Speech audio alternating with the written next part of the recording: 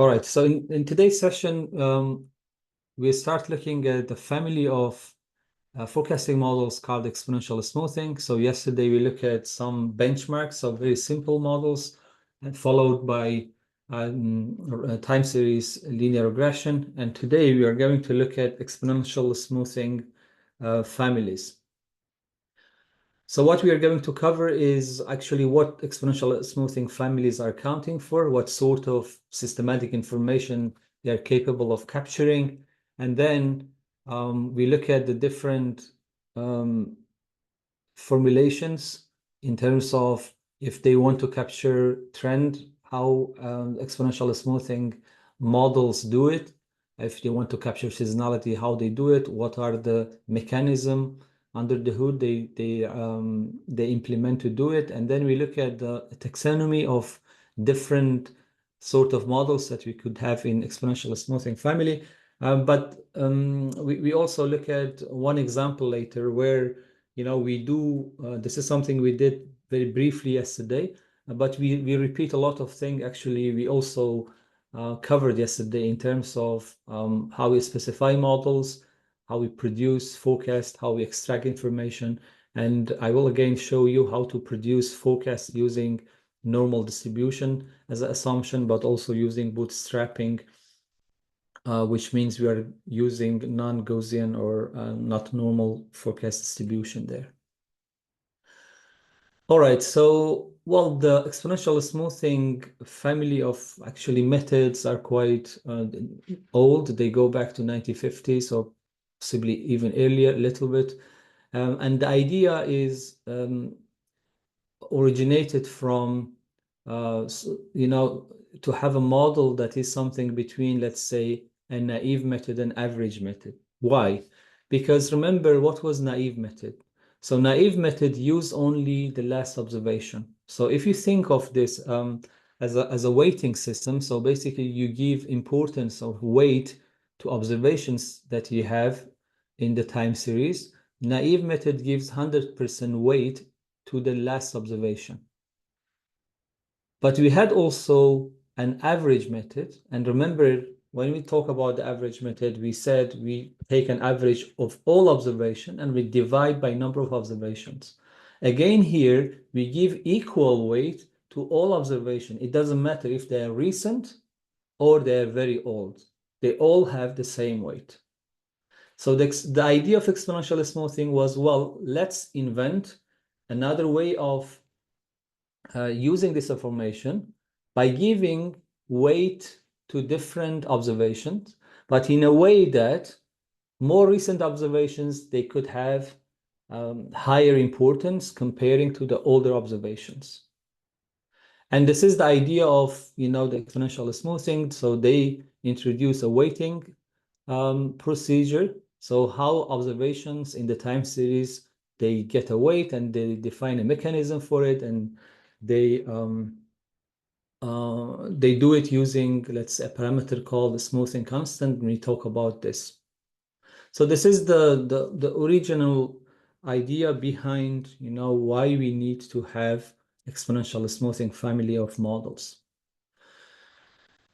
Well, this is also a classification called Pagel's classification. So it shows you graphically the different sort of patterns that we could have a time series. You may work with a time series where, you don't have any trend and you don't have any seasonality. So you will have something like that. Well, this is something we call it a level. You can think of a level as a middle of a time series. Of course, if you have one horizontal line, right, which is typically not happening if you get only one horizontal line, because you have always some randomness. So you'll get some, fluctuations, small fluctuations around the horizontal line. So if there is no trend, no seasonality, we have only like a horizontal line. And we call this a level. So in each observation, we have, in each period, we have an observation, and observations in all periods are kind of like similar with some fluctuations given to randomness. We could also have a trend that is additive, so it is increasing. Well, it could also decrease if you like. And then no seasonality, so the time series that you'll see would be like that. And then we could also have a trend that is additive and dampened, but no seasonality. So basically the idea of this damping trend is, so instead of having a line that increases forever, we introduce something like a parameter that help us to damp that line, and then the time series reaches that level gradually rather than just increasing forever. So it will be like this, and then will be sort of like a constant value in that end. Well, the trend also could be multiplicative or multiplicative dampened, but these are not the sort of models that we use in forecasting because they are not very accurate and good. So, and we come back actually to it later where we talk about exponential smoothing or ETS, a taxonomy or framework. And of course, we could have also a time series where we have seasonality without trend and with additive trend or with damp trend. And the seasonality could be also multiplicative. Well, as you can see, if we don't have like a trend line, there is really no difference between these two, because the multiplicative seasonality, changes with the level, is a proportion of the level. And if there is no level, then you will see more or less the same thing. I mean, it is the same thing. So all these things, they give us a different combination of components where we have, trend, seasonality, and the level. So again, remember, if there is no trend, no seasonality, we will just have a level, which is the sort of like horizontal line. So this gives us first an idea of what sort of time series we can model with exponential smoothing. And as I said, these are quite like old models, 1950s. They have been developed, and well, they still used. We can talk about them. They are very accurate in certain for certain time series with certain sort of characteristics of features. So what they do, they actually take the level, the trend, and the seasonal components of a time series, and then in a way they combine them together. Now, these different components can change over time, and we introduce parameters. We call them smoothing parameters. And these parameters, they help us also to control the rate of these changes, so how these different components change over time. And because we have parameters, of course, we also need to get values for them. We need to estimate values for them. And this is what we do when, we use the model function in Fable and we try to train these models on the data. Basically, one thing that happens there is, to get an estimation for the values of these parameters. Now, more recently, now it is about 24 years ago, we have a new representation of these models, but we call them ETS, exponential smoothing state space models. So actually the sort of methods we had in 1950s, we call them methods because they are capable of producing point forecasts. But the ETS state space models are capable of, we call them models because not only they can produce the point forecast, but because we introduce an innovation term or error term that help us, to produce the forecast distribution, but also help us to do the model selection using information criteria that we discussed yesterday as well. All right, so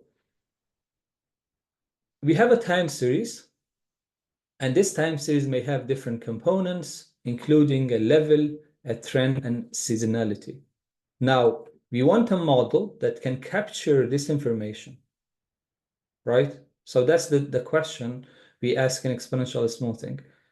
How do we combine these different elements? So if you have a time series with different components, how can we combine them? And remember, again, based on the classification that I show you at the beginning, you may have a different combination of them. Okay, you may have a time series where there is no trend and no seasonality. But you may have a time series where you have additive trend and, let's say, multiplicative seasonality.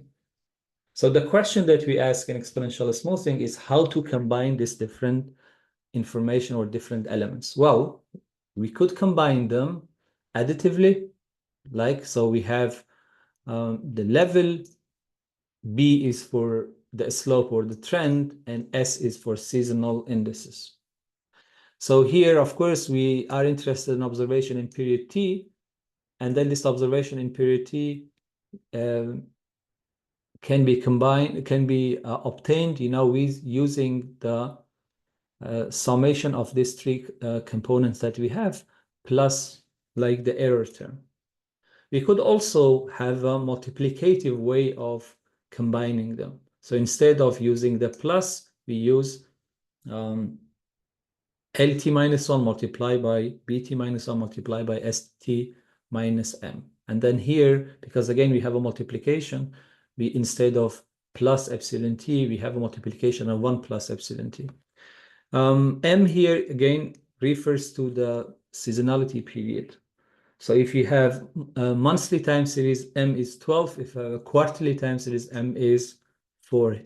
But you can have also a mix of both. So for some components, you add them together and then you multiply by the other components. So these are like different ways basically to combine this level, trend, and seasonality in exponential smoothing.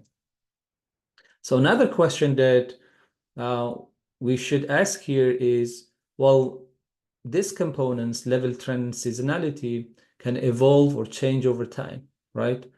So how do we change? How do we control how they change over time is through the parameters that we talk about as smoothing parameters. Now, when we refer to ETS models, so if you hear about ETS models, basically we talk about exponential smoothing models. So they could be even exponential smoothing like this. So this is E for that, T for this, and S for smoothing. Or it could be here E means error, T means trend, and S means season, basically. Right? So now we know that we have three components in exponential smoothing family. We have the error term, and this error term can take A for additive or M for multiplicative. These are the sort of thing you need actually to note somewhere, because when you use fable, we will come back to them later. All right. So if we say error is A, it means error is additive, and error is M, it means it's multiplicative. Now we have also the component which is trend here. So if the trend component is N, it means none, so it means there is no trend. So A is for additive trend, M for multiplicative trend. And if we have the damped version of them, so we use AD for additive damped and MD for multiplicative damped. And then we have similar thing for seasonality. So if we have N, it means there is no seasonality, A for additive seasonality, and M for multiplicative seasonality.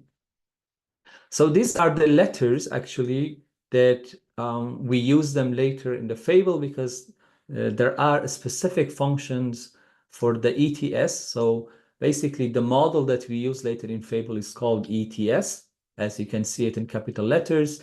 And then it can take specific functions if we want. And error is one specific function, not like this, but I show you later how to write it.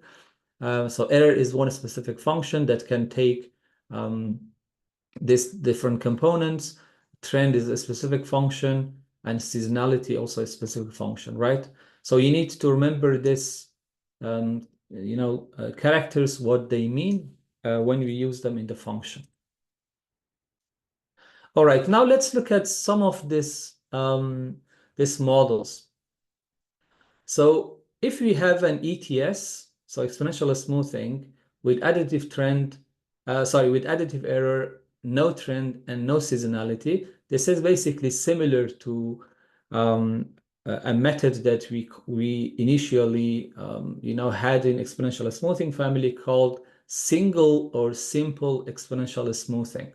So when we hear about single or simple exponential smoothing, basically we are talking about a model where there is no trend and no seasonality. Now, how we represent exponential smoothing families? Well, there are actually different ways of representing the equations. This is just one way to represent these equations, but there are other forms of exponential smoothing formulation. So if you, let's say you take a textbook and you look for exponential smoothing, you may see slightly different formulations, but all of them, they are convertible. So if you take a form, you can convert it to the other sort of forms. But generally, in this form that we see, we have two types of equations. We have one type of equation that we call state equation. And then we have another type of equation that we call it measurement equation. And then, of course, we have the forecast equation as well, right? And then, so remember, this is the simplest model where there is no trend and no seasonality. So I don't have any equation for trend or seasonality. I have only one equation for the level. So LT here means the level in period T, LT minus 1 level in period T minus 1. So alpha is the smoothing parameter, right? This is how I control how the level could change, and epsilon is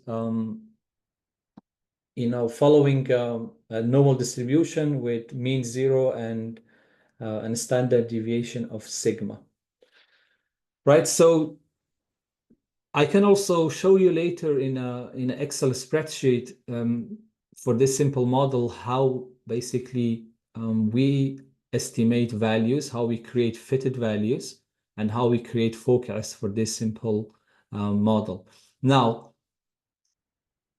we can see that from this equation, well, we have one parameter called alpha, and so that's something we need to estimate. We need also to estimate sigma. So in addition to that, we actually need to estimate something else, right? So if you look at this equation, we have a t that corresponds to the period. So t, of course, starts from period 1. Okay, that's our first period. Now, if you replace this equation with, in this equation, if you replace t with 1, then you will have L1 equal L0, right? So we have actually a value of L that is before even the starting period, which is period 1. So what does that mean? It means to start this process of updating this equation, we need to have an initial value for L0. Okay, so without that, we cannot start, this process to estimate L1 and then L2 and then L3, and of course corresponding YT and then forecast here as well. So in addition to alpha and sigma, we also have another parameter called L0 that we need to estimate. So as we add now like more equation to this, like we add trend, we add seasonality, etc., we add more equations and then of course more parameters. So in each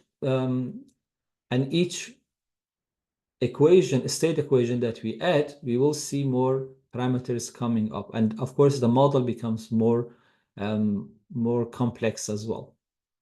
Now, we call this ETS models innovations or single source of error because, the source of error in this equation and this equation are the same.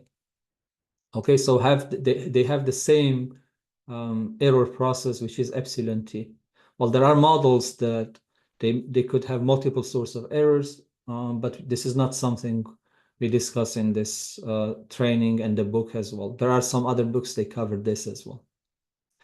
Okay, so this is how how exponential smoothing family of models work in general, right? So we have state equation that help us to understand how the component that we have evolves over time. So here we have only one equation for level. So this equation helps us to understand how level evolves over time, how it changes over time. And then we have the measurement equation that highlights the relationship between the actual observation, which is this YT, and then the state equation, which is actually what we calculate here. And then, of course, we have forecast equation that help us to predict or to forecast for the future H step ahead. Now, the thing is, you see that the forecast for T plus H is LT. It means it doesn't depend on H. So similar to simple models that we had, like moving average and naive, where the forecast is going to be constant in the future. So in this ETSANN, or single exponential smoothing with additive error, the forecast is going to be constant as well. And this is because this model doesn't take into account trend and seasonality. It's just the level and why it is always constant. Now we can have the multiplicative version of it. So instead of assuming the error follows an additive version, we have a multiplicative version of it. So basically here, instead of yt minus y hat t to be epsilon t or et, and we replace it with epsilon t, here we have yt minus y hat t divided by yt to be epsilon t. So if we rearrange this, we actually get the error to be in this term, and this is why we call it a multiplicative one. And then the models with additive and multiplicative error, they have, if we have the same parameters, we will get the same point forecast, but we will get different prediction intervals, and this is due to the way we define the error. Basically, in the multiplicative error is different from the additive error. Now, this is the simplest version. If you want to include the trend equation in this, what we do is we will add one more additional equation line to the state equation.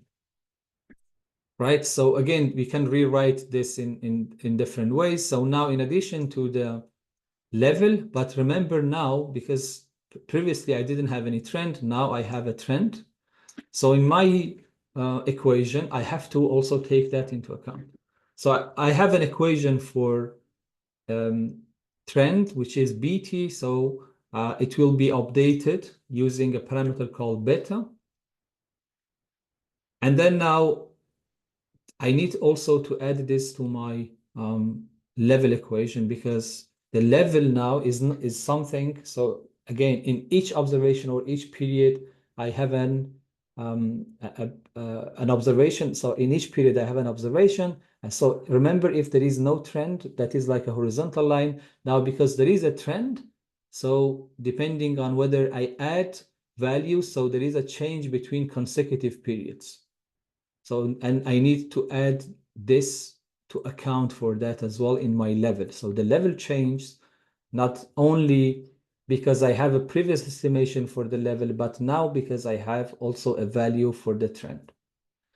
Okay, so because I have this too now, I need also to update my measurement equation, and then I have to update also my forecast equation. So if you look at the forecast equation now, I have my level plus now I have a H, right? That I multiply by the estimation of the trend that I have. So you can see that the forecast now is not constant, and it will be changing with the H, which is the forecast horizon. I could get a multiplicative version of it as well. So I will get now a similar to the additive, I get an equation for the multiplicative trend, and then I have to also update the level and the measurement equation. But the way I represent the forecast equation would be similar here. Well, I can look at I will come back to the to the R code. Maybe I will show you one example when maybe I go through some other. So I'll come back to this. Let me show you some other formulations for this. So now we had initially single exponential smoothing where I have only level, and then I add the trend to it. So I have a line for the trend. And then the third sort of model that we look at is where I have a trend, but I want to add a parameter to it to dampen that trend. So that parameter here is called phi. So this phi basically help us. And then, of course, for each of these parameters, there is a range. So the value that we give to this phi help us to avoid the trend goes like increasing forever, and then it saturates at some point, depending on the value that phi will get, right? So again, I don't have any additional equation here because I don't have any new component. I just have trend and level, but my trend, I want to, saturate. I want to be dampened. So that's why I have to add a new parameter to this. So coming from simple exponential smoothing, well, where I have only alpha, standard deviation, sigma, and then L0, which was the initial value for level to estimate. Now you see gradually as I move further, I will introduce more and more parameters, right? So here I have now L0, sigma, alpha. I have to also estimate beta. I have to estimate a B0 as well, because remember, all these equations are recursive. So I have t, that is time. So I always go to t equal 1, which is my first period. And if I replace t with 1, you see this L becomes L0, and then I have a B0 as well. So I need, in this equation to get an initial estimation for the B0 as well. So this is the parameter to be estimated. So coming from single exponential smoothing to this, I will see I have actually two more. Now with the damped, I have three more parameters to estimate compared to only 3 parameters that I have. So I have 6 parameters in total with the damp trend. So as I said, the range of parameters, I don't think actually we had any range of parameters for this, but at some point you'll see. If not, you can check it in the book. But the parameters that we have, they have a range. So traditionally, actually, there is a range for them because we want them to be interpretable. So we can actually interpret what actually means if alpha is close to 0 or if close to 1. So for alpha, it is very easy. If it's close to 1, it means you want to give more weight to more recent observation, right? So that's how we interpret that. So alpha is closer to 1. It means the recent observation are much more important for us. But it controls also how the fitted line actually fluctuates, how it reacts to the observations that we have. And this is something we could also see when we use functions in Fable, and we could play with different values of alpha and see how they change the fitted values. So here for damping parameters, well, the damping parameter could also change between 0 and 1. And then if we have phi equal to 1, it means there is no damp. So this would be equal to the previous equation just we have actually seen there. I will also come back to, I will show you one example later with another data set. Now we have also another additional equation where we have seasonality, right? So the ETS-AAA, it means I have a model with additive error, additive trend, and additive seasonality. So I will add a new component to my observation or measurement equation, which is called seasonality. So basically for each period, I have to also estimate a seasonal in this. And because I have to do it, I need also to create a state equation for it to understand how this could evolve over time, how could change over time. Now you see that because I added a new equation for seasonality, so I have an additional parameter, gamma, and I have also additional initial values. Again, remember all these equations are recursive. So when I go to S1, right?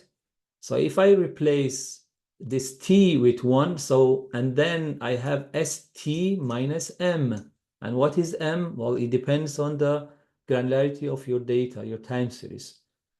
Okay, so if you have quarterly data, m is 4, then you need to calculate also initial values for your seasonal component or seasonal index.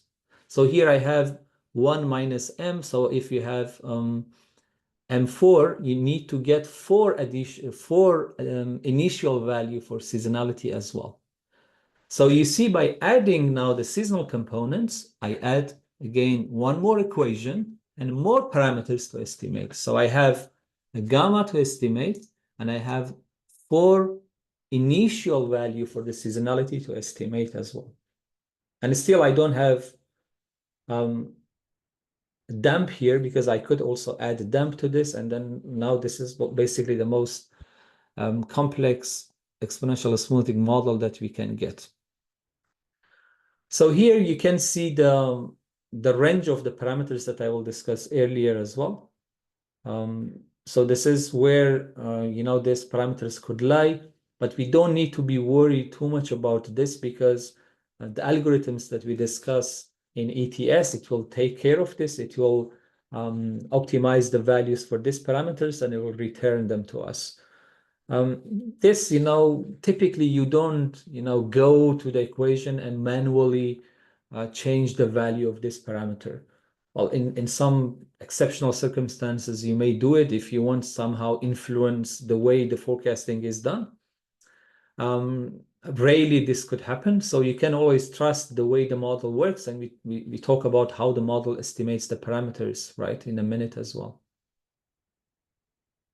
Now, there is one thing, and we can verify this in the output of the code later. So if you have additive seasonality, the summation of the seasonal indices are equal to 0. So you need also to have this. This is different from a multiplicative version where the summation of seasonal indices are equal to m.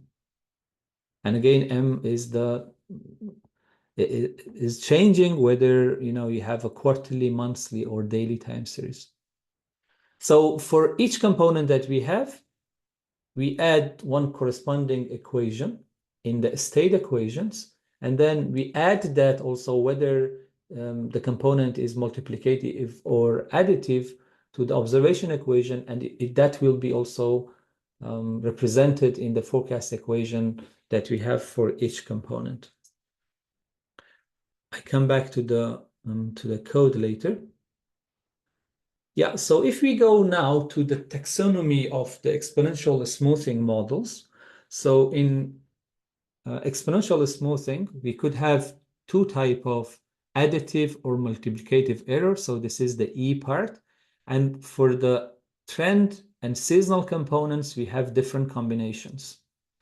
So depending on whether the error is additive or multiplicative, all these combinations, we get in total 18 different models. So here we have 9 for additive and 9 for multiplicative. But 3 of these models are not really considered, and one reason for this is they are not very helpful, or let's say very accurate when it comes to forecasting the future. And this is why, and some of these models could be also unstable when it comes to parameter estimation. But again, when we use the function will take care of this automatically. And again, depending on the package also you use, there might be variations across exponential smoothing functions in R, for instance, that you use. So in total, we will look at 15 different models, A and N, right? Where there is no trend, no seasonality, and we have additive error, up to here when we have a multiplicative error and additive damped trend and multiplicative seasonality. And this is basically the most complex model that we can get here. Now, the question is, we have these different models, okay? How we select first the models and how we estimate their parameters. So across all these models, well, one way could be for you to go and look at them one by one and see which model is the best for your time series. And then based on a measure, we discussed information criteria yesterday, for instance, you can use that to decide which model is the best. So of course you could do it, but the author of this package, they have already thought about this and they created an algorithm to do this for us.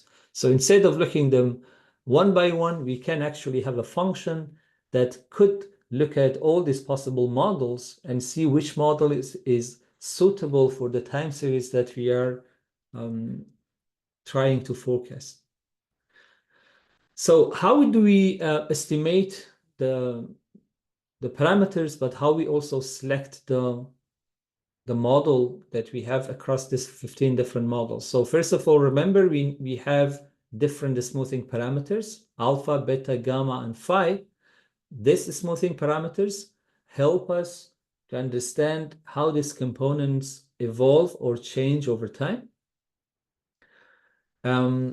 And then we have initial values or initial states. So remember, in each state equation that I showed you, we have L0, which is the initial value for the level, and then we have B0, which is the initial value for the trend, and then we have different initial values for the seasonality indices, and the number of them could change depending on the value of M.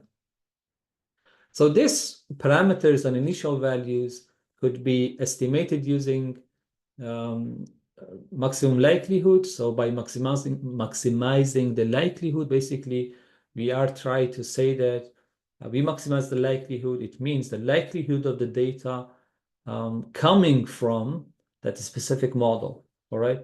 So that's what we mean by maximizing the likelihood. So we calculate the likelihood, and likelihood simply is a sort of like a summary number. So it's a number that gives you an indication of how likely is the data comes from the model with the certain assumptions that we have. In a way, we could actually, in a brutal way, we could change the value of all these parameters one by one, and then, look for this many different combinations and see how that affects the likelihood calculation.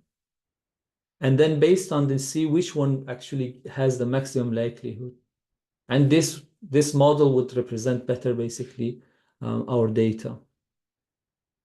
Now, there is a nice property where we can show that for models with additive errors, this is equivalent of minimizing sum of square errors. So simply you can calculate the difference between actual and fitted value, and then square it and sum of it. And if you minimize that, then it is equivalent of maximizing the likelihood.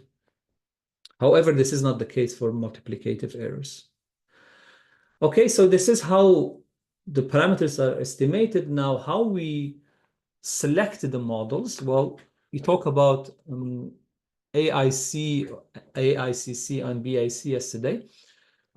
So the models, what I talk about models, I'm talking about this basically, how these different components of these models will be selected with different values of these parameters.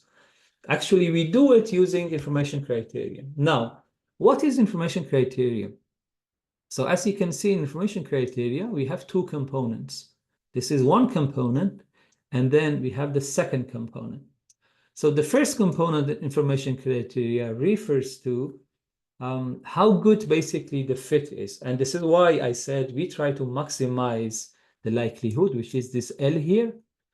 And then we take the log of it, basically. Well, initially, the likelihood is the product. So, you have the multiplication of the likelihood in each observation. So to linearize it, we take the log, and that's the reason we use log here. But eventually, here, we are talking about how good a fit is. But you remember, whenever we talk about the fitting, we can always get a good fit with a complex model by increasing the number of variables in the model. And this is what we discuss as overfitting. Now, to avoid that overfitting, what we do, we add a second part to this equation. And this is like a penalty that is given to the number of parameters that you have in the model, right? So K here is the number of parameters. So in a way, information criteria is a measure that we use to have a balance between having a good fit, with a reasonable number of parameters in the model, right? So in ETS, in exponential smoothing, this K is about the parameters that we have here, right? Again, this is something Mitch also discussed yesterday. So we have corrected the AIC, which is related to the like smaller sample size. This is the one that the algorithm that we use and in ETS used to select the models. So the measure that here we use to select basically the models, and the algorithm is using it as well, is information criteria. So I think I mentioned this before. Now let's see how the algorithm works, basically, how the automatic exponential smoothing function in Fable works. And this has been published in a paper. Again, if you don't know Professor Heinemann, so he's the author of the book that we share initially. He's also one of the supervisor of Mitch's PhD work, and he has been developing the packages with Mitch, Fable Fist, but also before that, a package called Forecast package. So they implemented, an automatic algorithm that can help us to do the parameter estimation, but also the model selection for us. So we start, with a model that we think it is good. Again, sometimes you can just look at them visually and so yeah, this model has a trend and seasonality, so we can try that model, or maybe that time series doesn't have any trend and any seasonality, and we can start with a model where there is no trend and seasonality. So you can start with the model and then estimate parameters, and then you look at the AICC. You see which actually model has the lowest AICC, and then you produce the forecast using that. And then, of course, you can produce the the distribution of it, extract point forecast, or get prediction interval from it as well. So exponential smoothing family of models are quite popular. So there are some competitions. If you are familiar with this area of forecast competition, there are a couple of them. I think the latest one was M6 competition. So if you just Google them, you will find more information about them. But exponential smoothing was initially used in M3 competition and actually performed very well there. And it has been used as a sort of like a benchmark in more recent competitions as well. Now, one important thing is this: if you use, if you have monthly and quarterly time series data, it is very likely exponential smoothing would be very competitive. It will give you very good forecasts. But if you have like daily, hourly data and you want to produce a forecast for days and hours and weeks, maybe you can still have it as a benchmark, but then maybe we don't expect that to be competitive compared to, you know, certain models. They're specifically designed for hourly or daily time series where they can capture multiple sort of seasonality that we may have there, right? So this is just something you can have in mind, but you can always have it in your toolbox. It is very competitive. All right, so I think now I can actually move on to talk about maybe how we do them in R, and then talk about a bit of the details there. Let me see if there are questions that I can answer before going to the R session. For some reason I cannot see the question.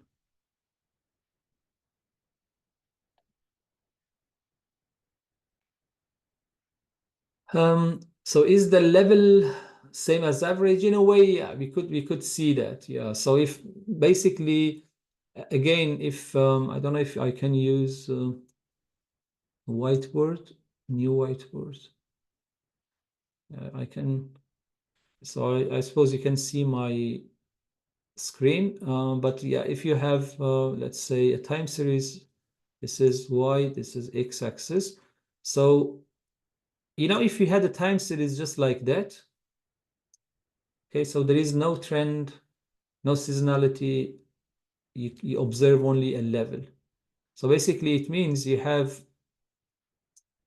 points in each period. If I call this period 1, period 2, and so on. So it's you know, you have almost the same values. Okay, so this is something we call it level, but then of course you don't observe something like that in reality. So in reality, well, if I in reality, you may always have things like this, right? So a bit of variation. So you see the level is something that goes sort of like a middle of it. But then imagine if you have, you know, another time series. So this time, let's say you have this point. So again, these are the level. Now, because if I have, let me pick another color here. So if you have the trend, so, and that trend, let's say, is increasing. So when you say trend increasing, it means in each level, and again, think about the equations that I showed you initially. In the formula, you add something, and that trend also gets updated. So whenever I have a level, if there is a trend, I add something to this. So what would be the change between these consecutive levels? So that make it like a point here. So again, if there is an increasing trend, so that B that we have an equation would be a positive number. So each time we add that to the previous, so that becomes now a new level. I add my trend, that becomes my new level, and so on. So it changes. So that's why you get like a line like this if we have a like a trend. So you may have also maybe a time series where you have something like this. So imagine again you have just initially a level. So if these are the points, so period 1, period 2, period 3, and then period 4. And then let's say I add, so I don't have any trend here. I just add a seasonal component to it. But remember, well, imagine this is a quarterly time series. So this is the first year, the first 4 quarters, and then this goes to, let's say, quarter 1 of another year. So if I do something like that, so quarter 1, quarter 2, quarter 3, and then quarter 4, let's say this is 1 year, and then again quarter 1, quarter 2, and so on, right? So it will just continue like that for different years. So if now add a seasonal component to it, what happens is this. So imagine if the seasonality components are additive. So if I have a, let's say, additive component, then I will have something like that. Let's say S1, S2, S3, and S4, right? So I would have 4 seasonal indices. And then because the seasonality is additive, it means, so if I have the, let's say, certain numbers for this, for instance, S1, okay, I just put some numbers there, but this will be calculated later using some equations. So you have S1 here, let's say this would be -5, this would be -10, and this would be 5, okay? So what happens is this. So in quarter 1, because S1 is 10, then I will add something to this level. Then my time series level, I will just get another color to distinguish it from that. So my time series is now that. It will change to this because I will add 10 to this first quarter because I have the seasonal index corresponding to is 10. Now S2 is -5. So it means from the level I have, I will come 5 down. So I will deduct actually that 5 because it's minus. S3 is 10, even I deduct further. And then S4 is 5, I add a bit more. And then that now becomes actually my time series. Right? Okay, here there was no trend. So now if you add trend, it becomes a bit more like complicated because I add one more component. So for instance, here I had a trend, but in the same way, if I have quarters 1, 2, 3, and 4, I could also add them there. So now that will, the time series would change as well. So if I add 1 plus 10 here, -5, let's say here, and then -10 maybe here, and then +5 here. So my time series would change to this, okay? So now this will have the level, the trend, and the seasonality components. So I hope that that helps. If I will also actually share one link that could be helpful. So I'm a bit biased, so I shared the link from my own book. So you can actually have a look at that section there as well.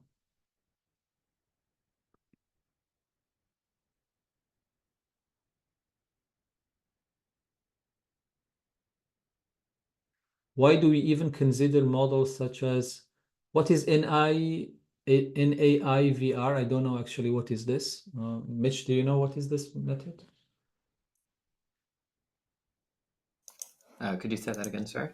There is a question, why do we consider models such as NAIVR? That might be naive as a Is typo. it? Oh, all right, okay. All right, is it naive? If it is naive, yeah, so again, we discussed yesterday about benchmarks. So we know that this is the simplest method. So you need to have very simple models in your toolbox. That's one reason. But another reason is, surprisingly, you know, the naive could also be very accurate sometimes. For instance, in a stock market, they say if you want to forecast, you know, next day, possibly naive is yesterday is the best information that you can have to forecast tomorrow. But you know, if you want to see what is the temperature of a room, let's say in the next 5 minutes, possibly the best information is what was the temperature, what is the current temperature, what was the temperature, if you want to know what is the current temperature, let's estimate the current temperature, let's say, the best information is what was the most recent temperature, something like that. So still, it would be useful. But of course, you can have other benchmark. It doesn't mean that you need to have that. We discuss what actually is benchmark and why we need to do that.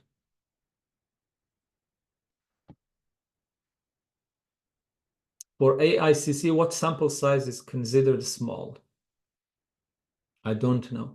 Do you know what is is there any sample size, Mitch, about AICC? No, I just always prefer to use AICC as the standard. Yeah. Often when you're working with hundreds of observations, then that's enough for AIC to work fine as well. But it doesn't hurt to use AICC regardless of sample size, so I always use it. Yeah, so there is a question about comparison. Again, if you do this modeling for forecasting, I'll talk about this tomorrow. So how we compare models across different families. So you have to use a procedure to split the data, and then after splitting the data, we implement time series cross-validation, and we calculate the error, and we summarize the error in different ways. So this is actually what we do. But if you're talking about LSTM, I don't know how, if you're talking about using models to explain rather than to forecast, I don't know, LSTM might not be very explainable. So you say, I wonder whether RMSE is complete in this case for comparison models between several families, or whether we need additional criteria to make a complete comparison. So again, we talk about different error metrics tomorrow, and then how we evaluate forecast accuracy, but you could use RMSE. But there are other measures as well. I think one important thing that we need to be aware of is, when it comes to comparison, is what each error actually metric measures, what RMSE measures, what, let's say, mean absolute error measures. But we will cover this tomorrow.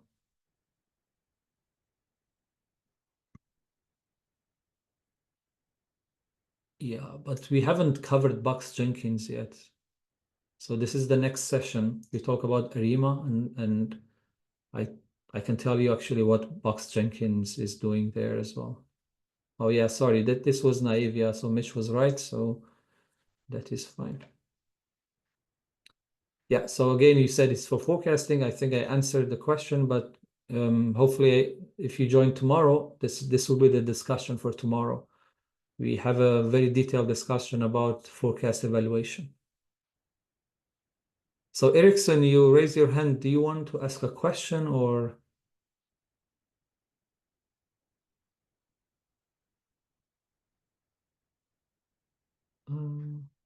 Not sure. Okay. All right. Well, let's now go to R and then demonstrate a little bit on how we actually do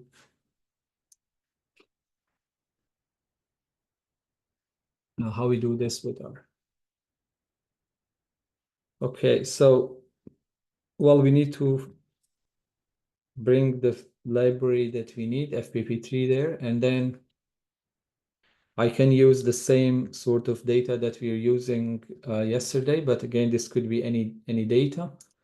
So house production in Australia, and I use basically the beer. So I just want to demonstrate this with one time series. So this is a quarterly time series, but I will try to actually show you later, today or tomorrow, how easy it is actually to go from one time series to many time series. But because remember, Testable can handle many time series simultaneously. And when you have a key, so this is how we define many time series. But surprisingly, you will see how easy it is. Well, thanks to Mitch, how easy it is to have, to adapt the code that you have that is, used for one time series to many time series. So basically, you don't change really anything apart from maybe the variable that you want to focus. Okay, so Hi, Bahman. Could you switch to showing your R screen?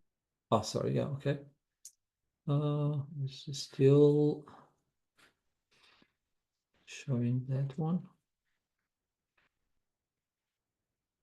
Do you see my R? Much better. Thank you. So, all right, so this is basically, okay, aus beer. This is what we call it.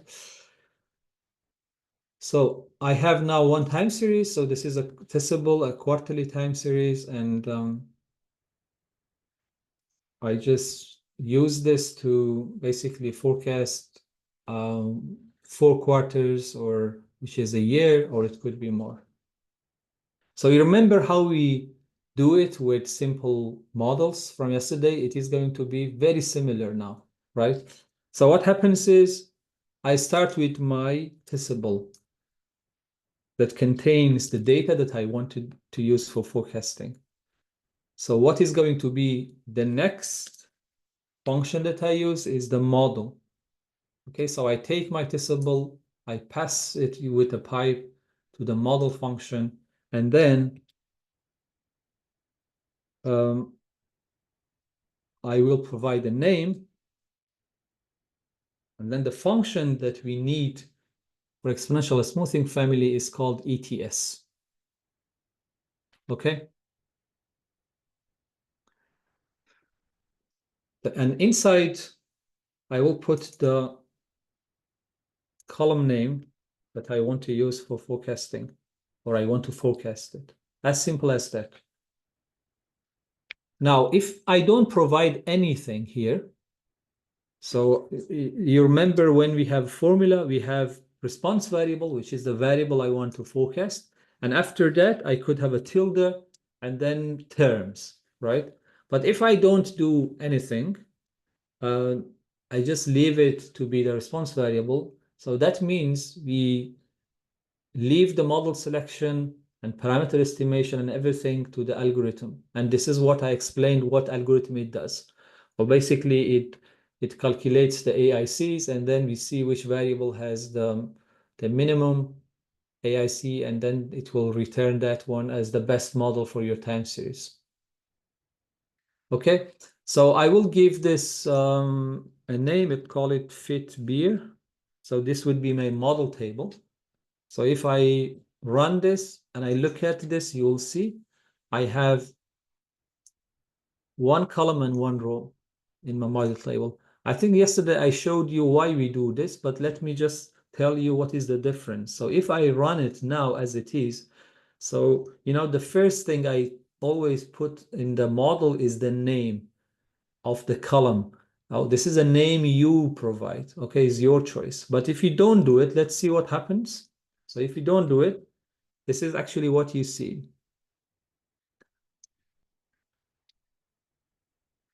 You see, if you don't provide that name that I provided in the previous one, then what you see here becomes the name of that column. And then sometimes you want to maybe manipulate things and select columns and stuff. So it is always good to provide your own name, and then you would be better off, to do your analysis as well. So that's actually the difference if you don't provide the name there.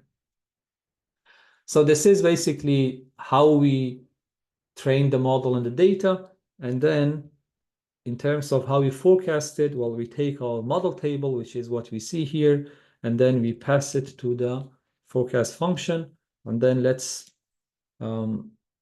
have something like a 12 quarter. So this would be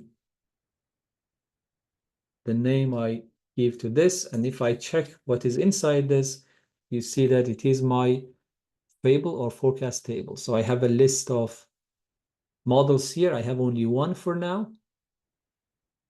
And then I have my quarter, which is my index. I have my distributions for the 12 period. Remember, H is 12 here, so I have 12 rows. And then I have my point forecast.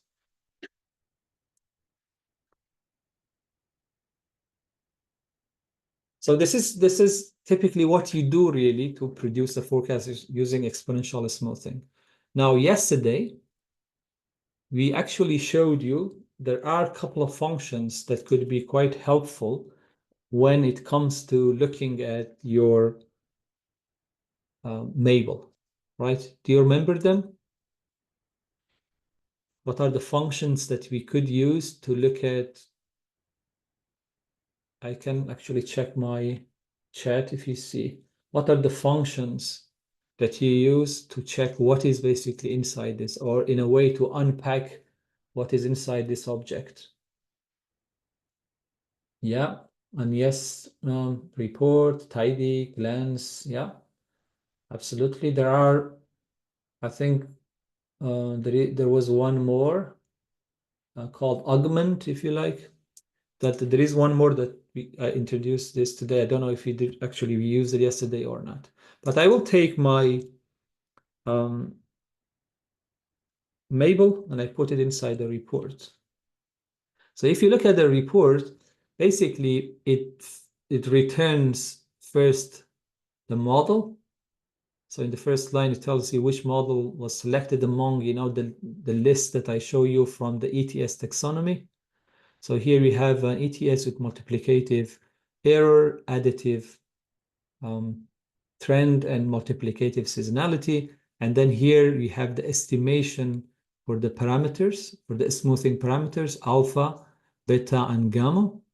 And then here you have the initial states. So remember, we have L0 for the initial value of level, B0 for initial value of trend, and then I have 4 different initial value for seasonality. Now, because my seasonality is multiplicative, you see that if you actually add these 4 components, the 4 seasonalities, then you will they should add up to 4 because it's a proportion, right? So this is something you can always check. If my seasonality here was A, additive, so the summation of them should be equal to 0. And then, of course, you have the estimation of sigma square, so the residuals, and then you have information about AIC and AICC and BIC. So this is actually what we get from the report. If I look at the glance and Mabel, so you have a bit more information. So you have information about the log L that you see in AIC formula, but also about mean square error, absolute mean square error, and mean absolute error. So again, this is about the fitting only. So this information is not about the accuracy. You shouldn't somehow be confused about that. We talk about accuracy tomorrow. Okay, this is only about the fitting and how the value and how good basically the fit is. Another function that we have is tidy. Again, we see sort of similar information we had here, but in a nice tidy table. So nothing new in that regard, but it is in a nice table. And then I think if we had components, this is actually a new, I think, function that we haven't used before.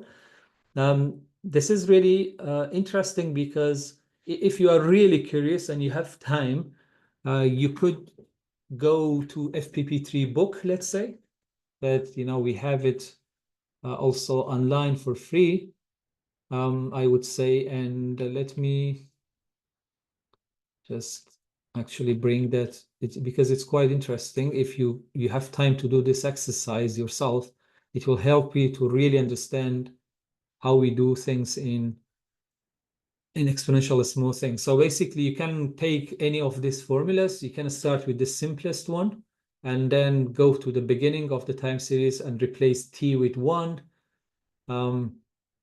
And then start, calculating values for LT and then the forecasting. So you should have the forecast function somewhere as well in the equations. Yeah, here. So you can take one of them and then you can do it manually, or you can do it in the Excel spreadsheet as well. I don't think I have time to show you that. But it will be very useful in understanding what is happening. So why I say that? Because if you do that, let's say for one of this model, for the same data that you use here in R, it could be something like this, fit beer, basically, simply. then you could come and then compare it with how R actually is doing that. So basically R is doing that calculation, but behind scene. So remember our data starts from, well, I could actually look at what was the beginning of the data. So if I look at, let's say, the head of this, so our data starts from 1956, Q1. So this is basically the beginning of our data, the period 1, right? So remember, I need an L0, so that's why. Basically, this period now, it doesn't exist really, because we don't have any data for it. It doesn't exist for us, but that's why we call it, in a way, period 0, right? So this would be L0, that we have it in our estimation. And then we have a B0 as well, which is actually this one. And then C, we have 1, 2, 3, and 4 estimation. Now I have S0, let's say, yeah. So S0, S minus 1, S minus 2, S minus 3. So actually this corresponds to this, because we start from here. This is T1. We don't have the column T here, but this is T1. This becomes 0, minus 1, minus 2, and minus 3, right? And that's why here you see this S0 corresponding to basically this, do you see? And then you have S minus 1, which is here, S minus 2, and S minus 3.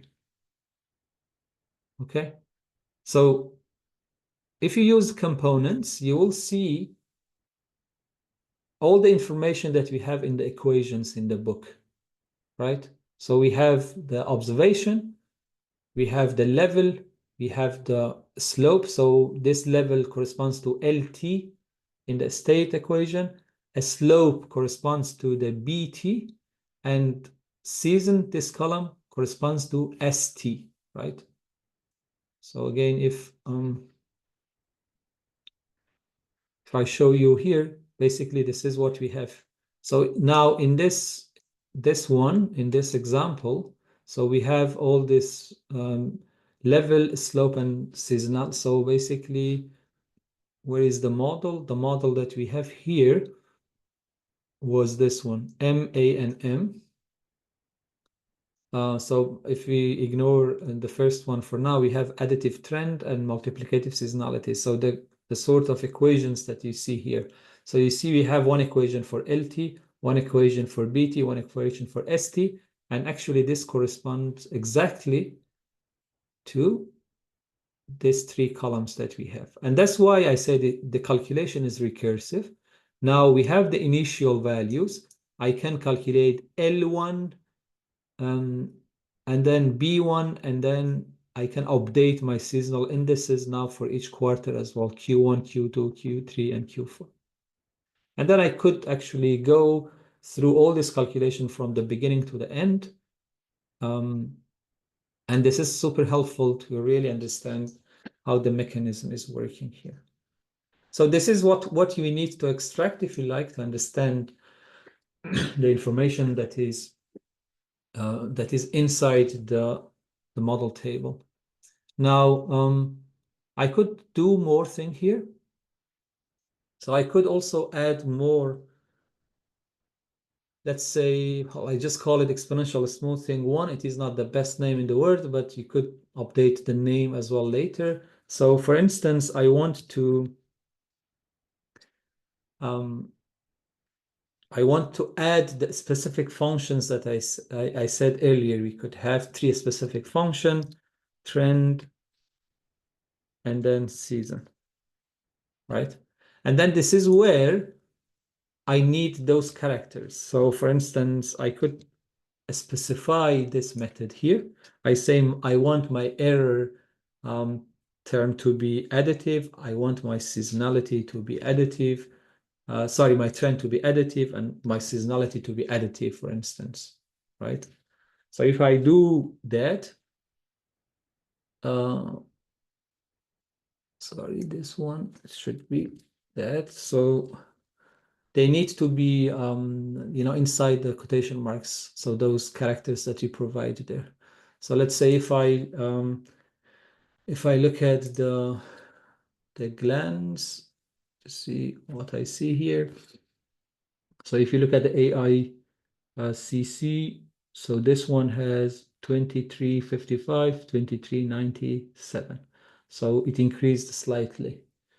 So if you want to have your own model manually dictated to the function, you can also provide this different components.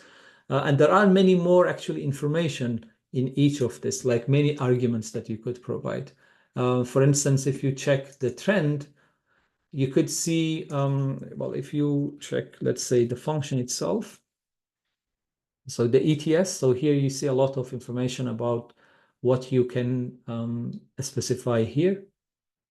And then let's say, I don't know how visible it is to you, but you could check it for yourself later as well. So in the trend function, you could also change, the smoothing parameters like alpha, beta, and phi.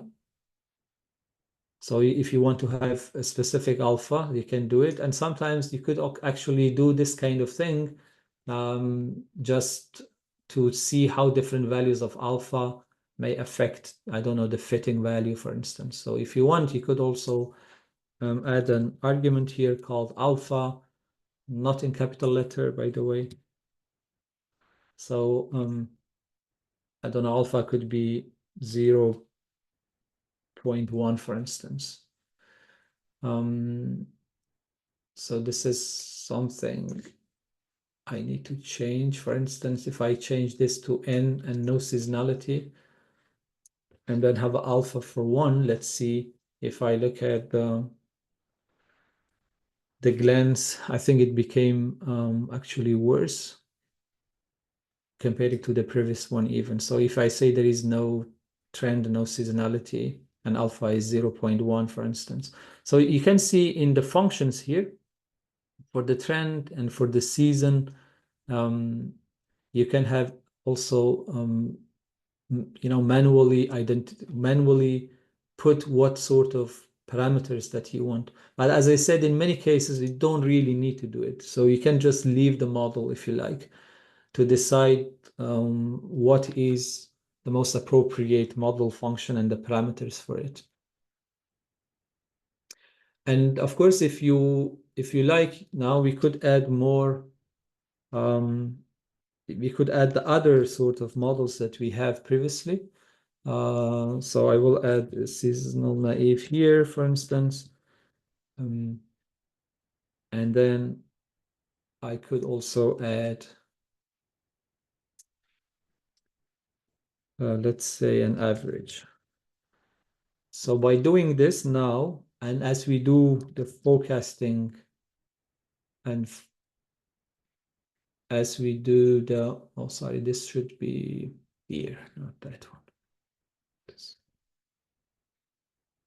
All right. So now I could add more models to this. I could produce a forecast, and then later I could evaluate the forecast accuracy and compare this different model. And this is why, when you have a toolbox of different models, I can now go and evaluate the accuracy. And this is what we do tomorrow.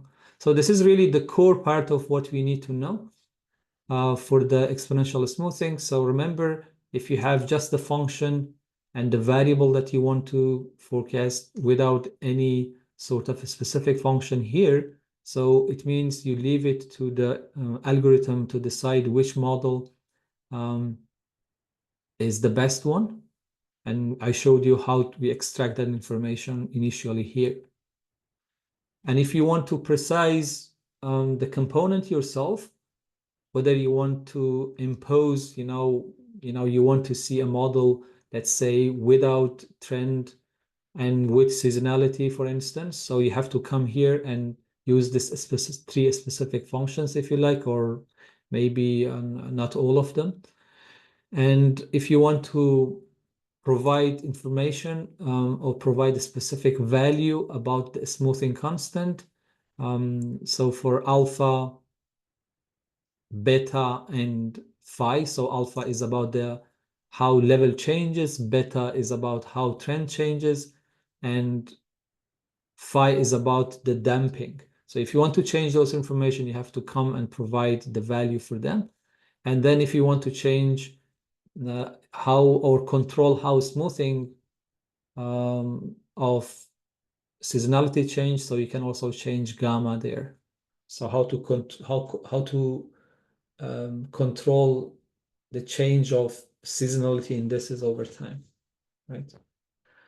So I recommend you, when you have more time, you can, play with those values and you see for yourself how changing them actually can affect the AIC information. All right, so I think we are almost there. I don't know if there is any question that I can answer before we go for a break.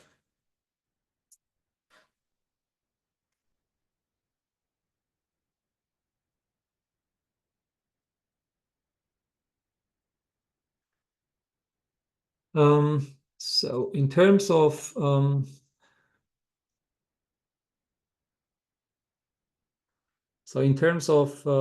the first question, which is about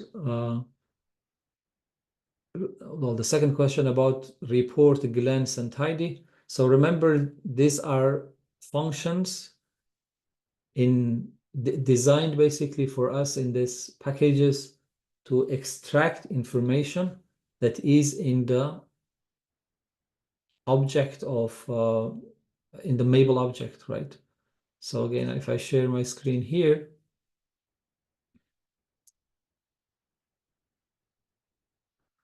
okay, so when you fit models, or you can train the models like this using the model function on your testable data, right? Well, here I did this, so I have my testable and I want to train these models on this data, right? This is what I do.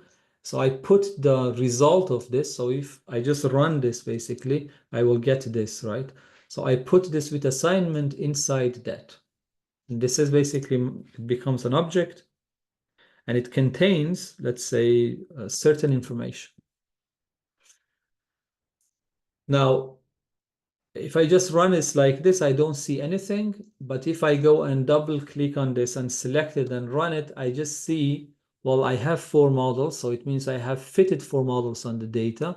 But there are, some information in a way hidden in these objects. So I want to unpack them. I want to see what is inside this. And these functions, report, glance, tidy, and components, in a way, it helps us in different ways to unpack this and see what is actually inside.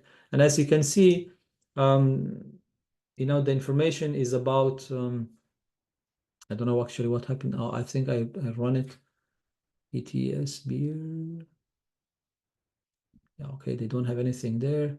So in a way, they show you how good actually these models are in terms of fitting the data. What are the parameter estimations? I don't know actually what happened here.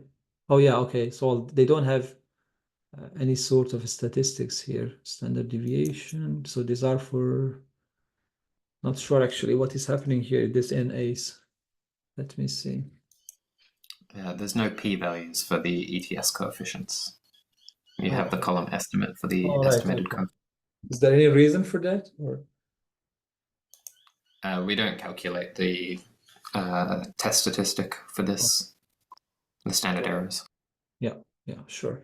So and then there was also a question about the red colors, I think. Was it about red color? I think if you get the negative values here, so it will automatically show as red, and then, well, NAs here, they show as NA as well, as red as well.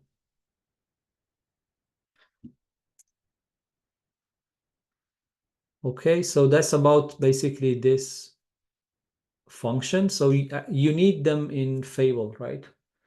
when you use model function, in order to unpack that object, you need these functions. So, and these are, the same regardless of the model. Is it regression? Is it exponential smoothing or ARIMA or any other models? They are covered by Fable. You use the same actually functions there.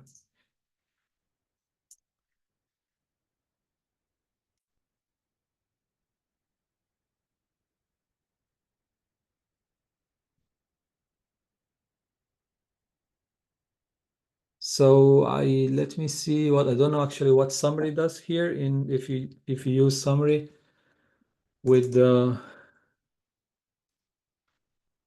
here feed. So the summary is it? Did I type it right? So maybe is it doing anything, Mitch? Here the summary function. I don't think it will do anything. It'll probably give you the summary of a data frame. No, Yeah. it just says not implemented. Yeah. So it is not well, but I see what you mean. So it could be used, I think, in other packages. It is more or less, I think, similar. So these functions are similar to summary. Let's say in some other packages, they use this function to summarize like the fitting, the components, and so on. So in that way, yes, these functions could be similar to summary that is used in other packages.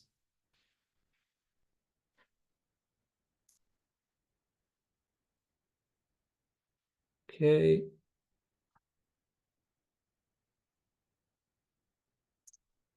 Yeah, so the link to recording is also, we put it in the chat, but I can put it now as okay.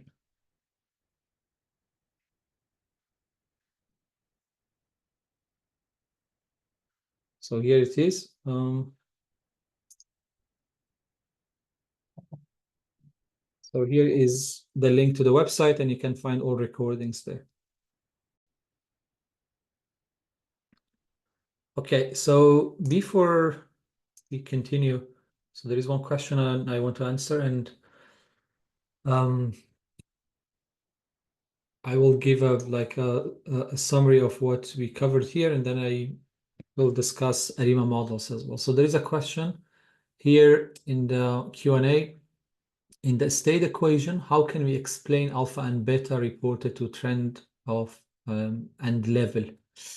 Basically, so remember we have smoothing parameters. So alpha and beta are two different smoothing parameters. And why we have smoothing parameters? Because the smoothing parameters can control the rate of change of the component. What does that mean? It means, let's say, alpha can control how the estimation of level changes. So if alpha is too high, very close to 1 in this case, then you have an estimation or a fit line that reacts quite quickly to the observations because it gives more weight to more recent observations. So if observation changes, the fitted value also changes quickly to that. But if alpha is small, then you will get a smooth line rather than a line that reacts quickly to the observations. So alpha can control how that level changes, whether it is reactive to recent observations as we start from period 1 to go to the last observation, right? It will be fluctuating a lot if alpha is high, but if alpha is small, then you see a smoother line. And you can have something similar to beta, but beta is a smoothing parameter that controls how the trend changes. So again, if you have a value for the beta that is high, it means the value of the trend from period to period changes quite a lot. But if beta is small, it means that the trend value that goes from period 1 to 2, because that's how you calculate them. You update actually in each period. Again, if you look at one of these equations that we have, let's say trend, So, in each observation, in each period, sorry, as you get a new observation, you will update this states. Okay, so when t is 2, well, I will update my estimation for a trend in that period. So I will get an estimation for bt, for the level for the trend value in period t. And again, remember, t changes from 1 to 2. So this smoothing parameters control the rate of changes in the state equation. So it controls the rate of change of these components. Okay, so now to summarize what actually exponential smoothing family does, well, in exponential smoothing family, we want to model level, trend, and seasonality. So exponential smoothing, in a way, is a model to capture level, trend, and seasonality in time series. And there are different formulations with them. In a way, they capture this additive, multiplicative, or a mix of both additive or multiplicative. So this is one important thing that we should know about exponential smoothing. So we capture these three components, and then we have also smoothing parameters that is embedded in the equations. And these smoothing parameters can help us to control the rate of change of the values, which are here, for instance, for this model. And then each component is corresponding to a state equation, which help us to see how this component evolves or changes over time. This family of models are very popular, so I recommend you to have them in your toolbox. As I said, if your time series is monthly and quarterly, I bet this model would be very competitive, and you will probably have a hard time to find something that is exceptionally, doing better comparing to exponential smoothing family. Now, when it comes to the function, you need to remember this is the function ETS in capital letter that we will use. When it comes to running a forecasting experiment, we just typically use it with the response variable, because that gives us that allows us to use the automatic algorithm. But if you want to also manually specify the different components of the model with the smoothing parameter, you can also do it. And I'll leave it to you, to experiment with that if you like further. Now let me share then my screen. Share my slides about ARIMA models. So this is closed, and here we go.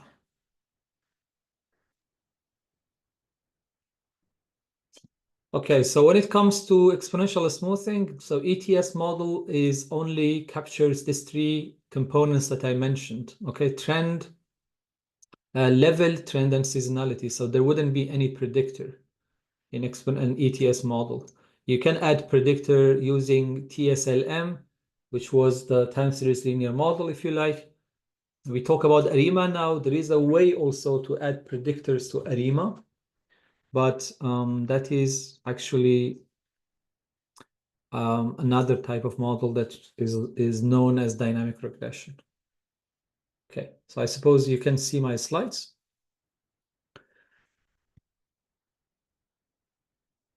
All right, so yeah, this is recording. All right, so we started by looking at some simple benchmarks where naive and average, they don't really take into account any trend and seasonality. We just have a level component there, and then seasonal naive, which could have some component of seasonality that repeats over periods. And then following that, we look at regression, where we could have trend seasonality, but also we could incorporate exogenous variable that affects the variable of interest. And we could also include them in the model. And then, so in the previous session, we discussed about exponential smoothing, where we could capture level, trend, and seasonality. Now, in this session, we look at another big family of forecasting models called ARIMA model. So we will discuss what consist of ARIMA models and what they account for. And then we discuss non-seasonal and seasonal ARIMA models. And similar to ETS, we will see how parameters and are estimated and how models are selected. And we will look at the automatic ARIMA function as well, how it works. And then before actually we close this session, we will briefly talk about forecast ensembles as well. So far we look at the models separately, but what if, I want to use, let's say, exponential smoothing and ARIMA together. So basically combine the forecast generated from them separately and use it as a final forecast. This is known as forecast combination or forecast ensemble. And actually, there was a big study during COVID-19 about forecast combination when it comes to COVID-19 like components, like positive cases or mortality, and forecast ensemble was the best option actually, or the most reliable when it comes to informing decision making. So, and from research, we know that this forecast ensemble or combination could be very helpful as well, because it helps to reduce uncertainty, in particular when it comes to model uncertainty and parameter uncertainty. All right, let's look at the ARIMA models then. So what ARIMA stands for? Well, there are three components to this ARIMA model. One is called AR, autoregressive part. This autoregressive part corresponds to the lag observation as input. So what we mean by lag observation, it means we use, if let's say you want to forecast sales of a product in the future, you rely on its previous observation in the past. So how much you sold yesterday, day before, and let's say the week before. So this is what we call autoregressive. So it is similar to, let's say, regression, but the variables that are used there are the past value of the same variable. And then we have another component called I, or integrated. This is related to a topic about a time series being stationary or not stationary. And we talk about this. And if you have a time series that is stationary, this I would be ignored. And if you have a non-stationary time series, then we need this component.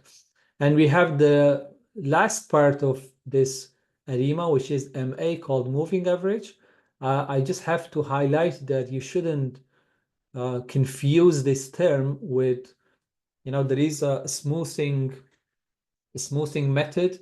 It is used also in the decomposition, basically, called moving average, or actually some people may use it even as a forecasting method called moving average. That is, a completely different thing. So you need to make sure you don't confuse that moving average with what we cover here in the ARIMA. So in the moving average component of ARIMA, we use the previous errors as input of the model. All right, so we have AR, which used the previous value of the same observation, but the moving average, it used the previous errors. Now, well, some people actually say ARIMA models, they may not be very philosophically, at least, cannot be interpretable when it comes to a lot of like processes that we do, like demand forecasting, for instance. But still, we can have them in our toolbox, actually, because of the range of models we can actually have them. They can represent a lot of different variations of the time series, and in that way they could be very helpful, in particular for short time series forecasting or short horizons. Now we talk about something briefly stationary. There is a strong assumption when we're using ARIMA models. So if you use ARIMA models, the assumption is the time series is stationary. So what does that mean? It means, well, if the time series is stationary, then all the component of that distribution doesn't depend on the time. So basically, it doesn't matter when you look at that time series over time, they should look similar. While a stationary series is roughly like horizontal, it has a constant variance and then no pattern predictable in long term. So I don't know if maybe I will go back to my um, where is my, yeah, it is here, I think, whiteboard.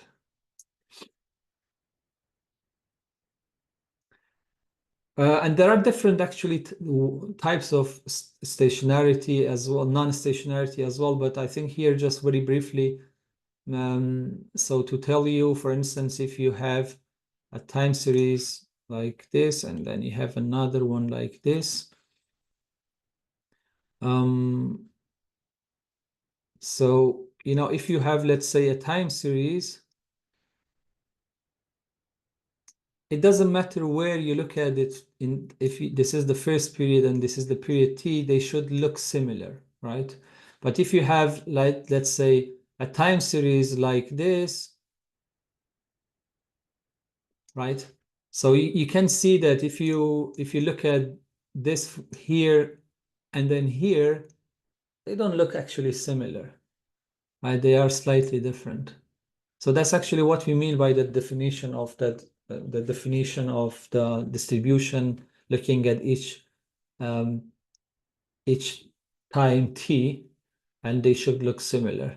Of course, if you have, let's say, something like this as well, that changed over time, like there is a trend, again, looking at, this and this, they are not the same as well. So when we say the time series is not stationary, so there are three actually components. So is mean, variance, and covariance. So if you have something like this, it means it is not stationary because mean is changing. Something like this is because the variance is changing. But you could also have something like this. Let's say that, the covariance also could be different, right? So in these three ways, if you have a time series like that, so it means the time series is not stationary. So as I show you basically in my slide here, for a time series to be stationary, we need to see something roughly horizontal, of course, with some fluctuations around a constant value. And then the variance should be constant as well. So it shouldn't be like the points that are bigger here and smaller at the beginning or vice versa. For instance, well, if you look at this Google stock symbol, I don't know if you think this is a stationary or not stationary just by looking at it.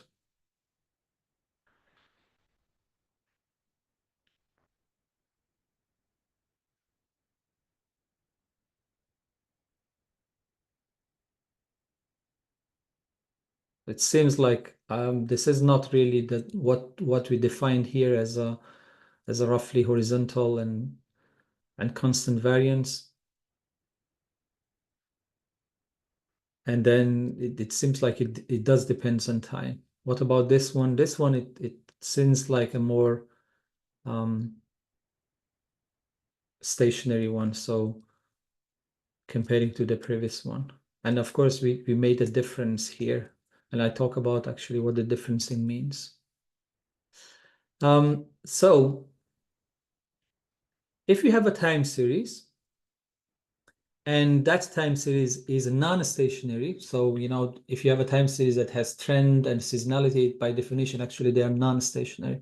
Now, the thing is, when we talk about exponential smoothing models, they don't care about that. Actually, the exponential smoothing model, they can handle non-stationary data, and they do it using those equations that I showed you. But when it comes to ARIMA, the assumption is the time series must be stationary, to work out the equations. Otherwise, the estimation of parameters will be unstable, and then you'll see some crazy forecasting, and you'll be disappointed later. Now, just to tell you, we don't really need to be worried about this, because again, we have functions defined in the Fable package that take care of this for us. But just we need this to have some background knowledge about what is going on. And actually, if you go back to Box-Jenkins' books in time series analysis, they will discuss all the things in detail as well.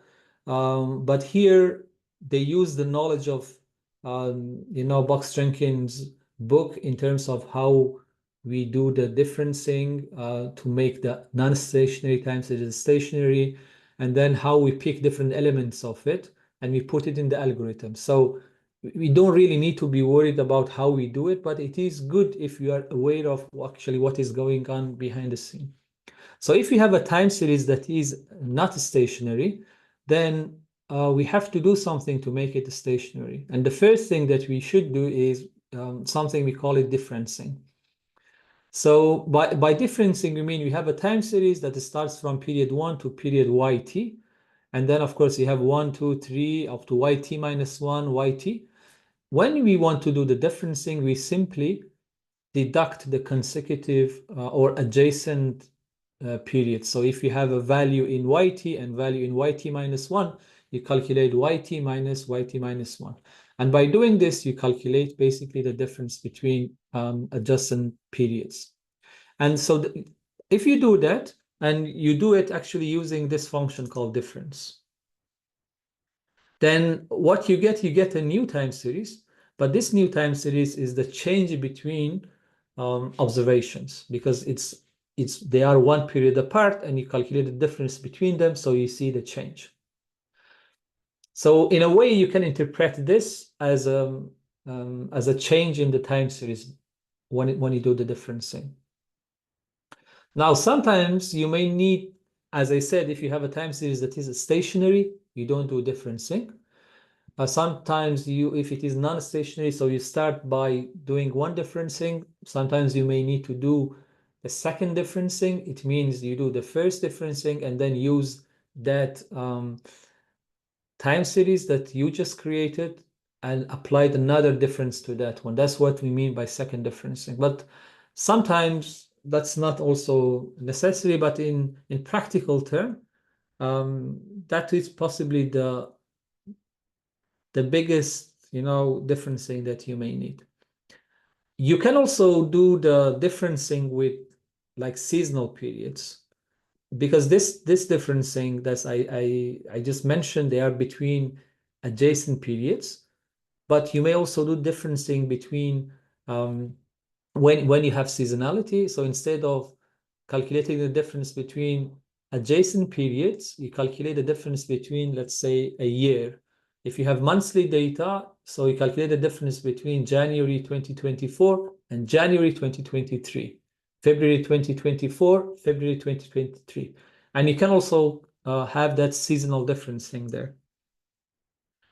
And so Mitch also discussed about transformation at some point with Box-Cox transformation. So again, here we use differencing to stabilize the mean. Let's say if you have a trend or seasonality, you can do this differencing, and hopefully that makes it stationary. But you could also, if you have let's say a variance that is changing, like a multiplicative one, you may also apply a Box-Cox transformation to it that we covered in day one. Now let's look at some of the the equations for these models, and we start with the simplest one, which is autoregressive, or AR1.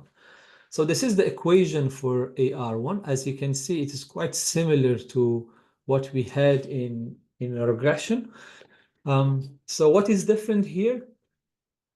So instead of using exogenous variables or the predictors that are external to the time series, here we use the previous values of them, but we also multiply the previous values by a parameter, we call it phi.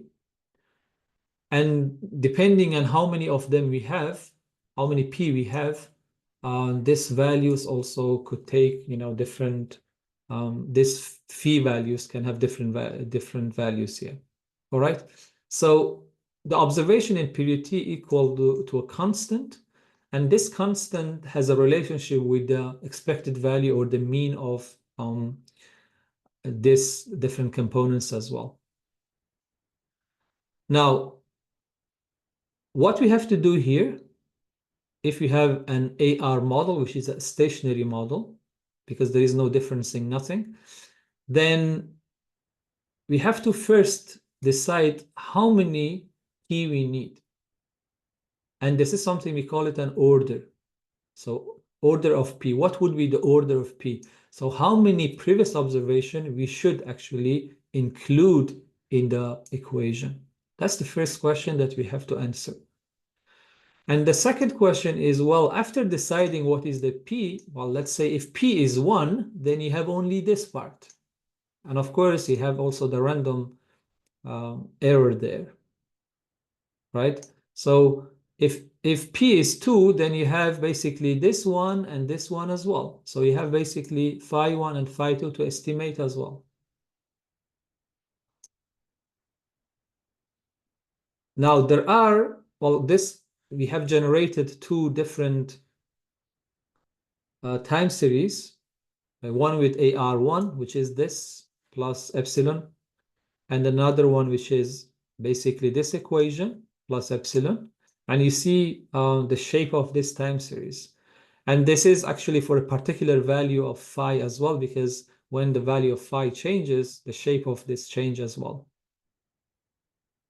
Now, one thing is, because we can have many different orders, and the value of parameters could be also very different, just AR1 could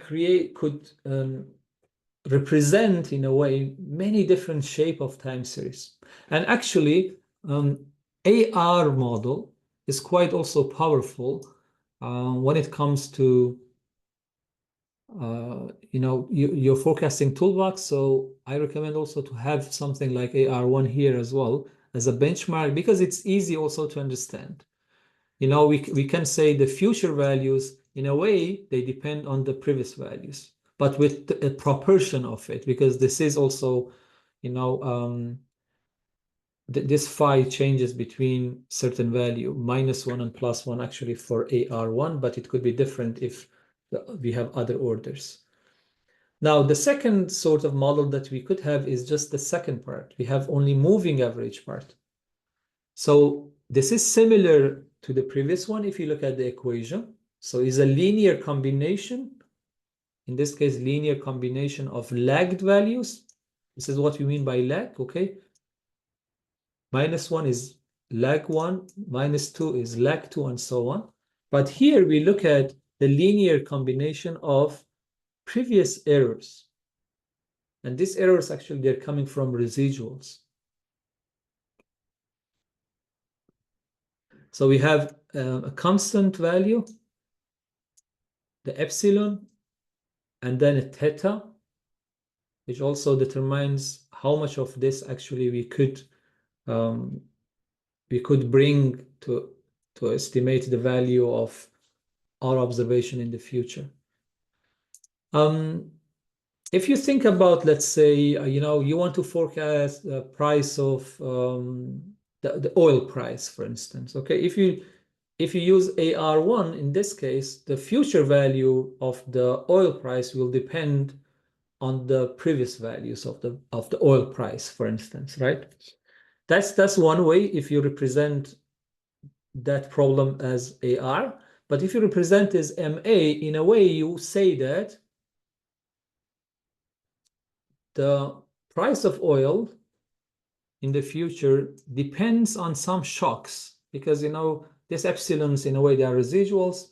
And if you get a big proportion of it from, let's say, epsilon t minus 1 or epsilon t minus 2, in a way, you say that, well, I had some shocks in the past, and then I believe this will have a effect on the current or future, the price I want to forecast, right? So you can somehow translate this in the context of that example, but you may also think about what would this epsilon means in the sort of problems that you are dealing with. But here we can talk about shocks in the oil industry, because we have them quite a lot, and this could represent that using MA1. We could also simulate them with one component, which is theta and epsilon t minus 1, or two components. And again, because theta could get different values, we could create many different shapes of time series with them as well. Now, the decision we have to make here is similar to the previous one. We have to decide what is the order of Q. How many of the components we need here. So, and the Q will determine that. And then once we have that, well, we have to also estimate the theta parameters to see how persistent those shocks are. Okay, if this value is very small, well, it means the effect would be quite small. And again, it depends how many of those error terms we have as well, how persistent the shock that we saw in the past, how persistent it is, and how will it affect the future forecasts.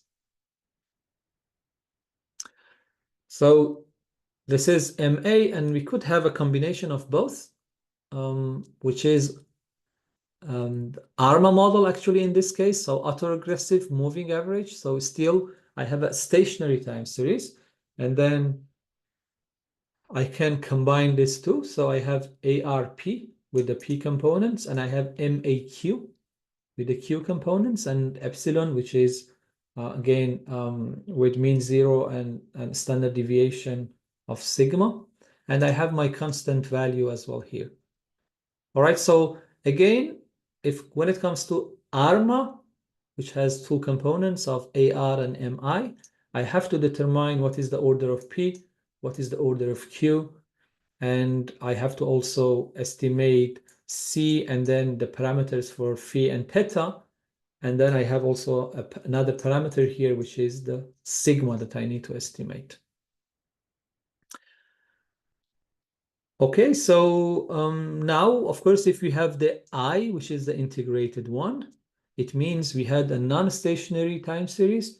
We first did the differencing, and then we made it a stationary. So if we don't have that I, it means the time series was a stationary, no need to do the differencing. But if I is 1, it means one differencing was required to make it. Okay, so now we have to choose the value of D, the value of P, D, and Q. And basically the D is the differencing, and then P and Q, I discuss actually what they mean. And we have a choice to include also C, which is the constant value.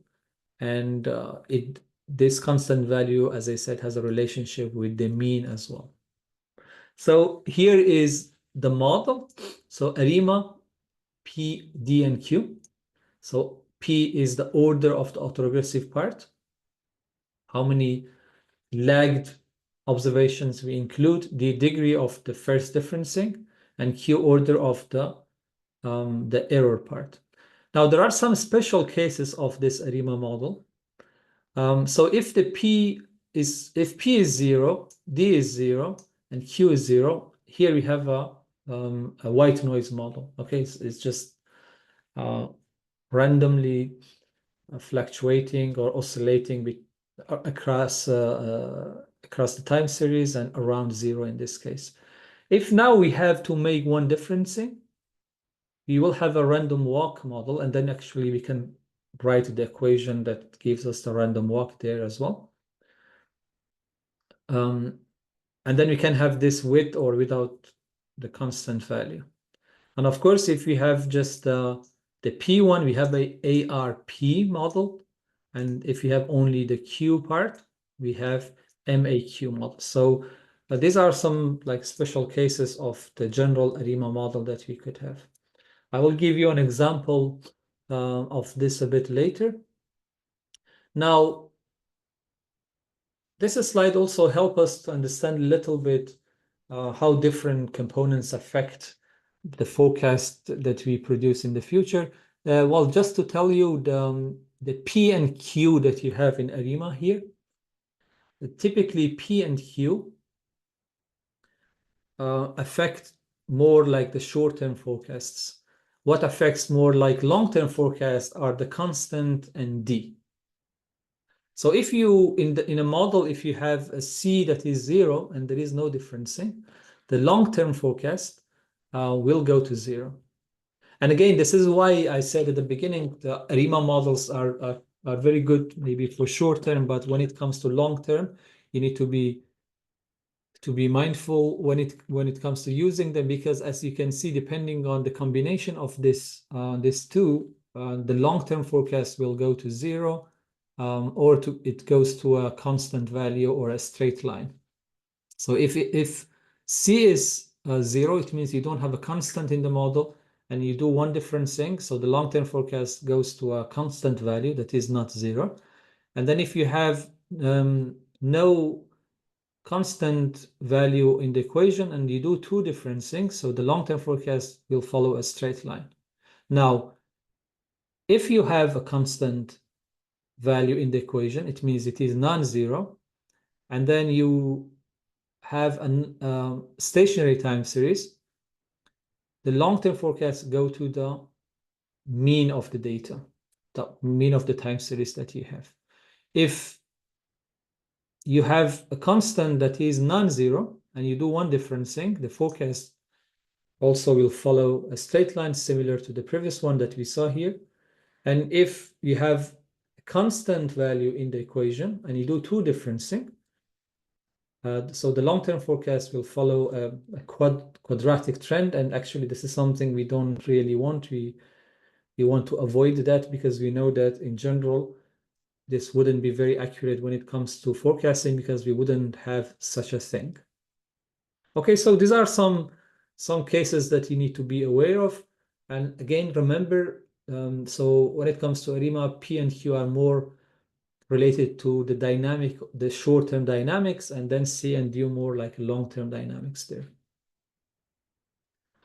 And when it comes to the variance, or the forecast variance, as the value of D increases, again, going from 0, in our case, we said, to 2, the prediction intervals will also rapidly increase.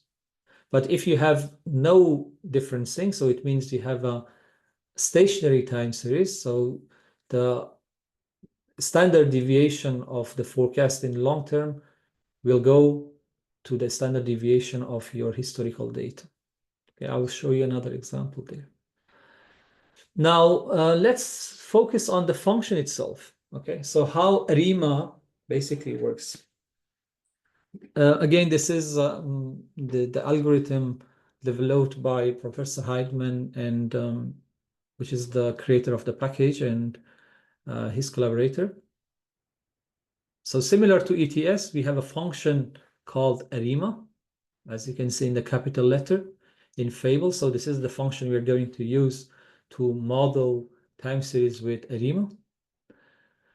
Now, the first thing that we have to do is we do the number of differencing required. How many differencing we need? 0, 1, or maximum 2. And this is done using the algorithm, using a test called KPSS. I think Mitch showed you in a couple of occasions how you use features. So basically, this KPSS test is available in the function that we used previously called features. So you can actually use that function with a name called unit root underscore or unit underscore KPSS.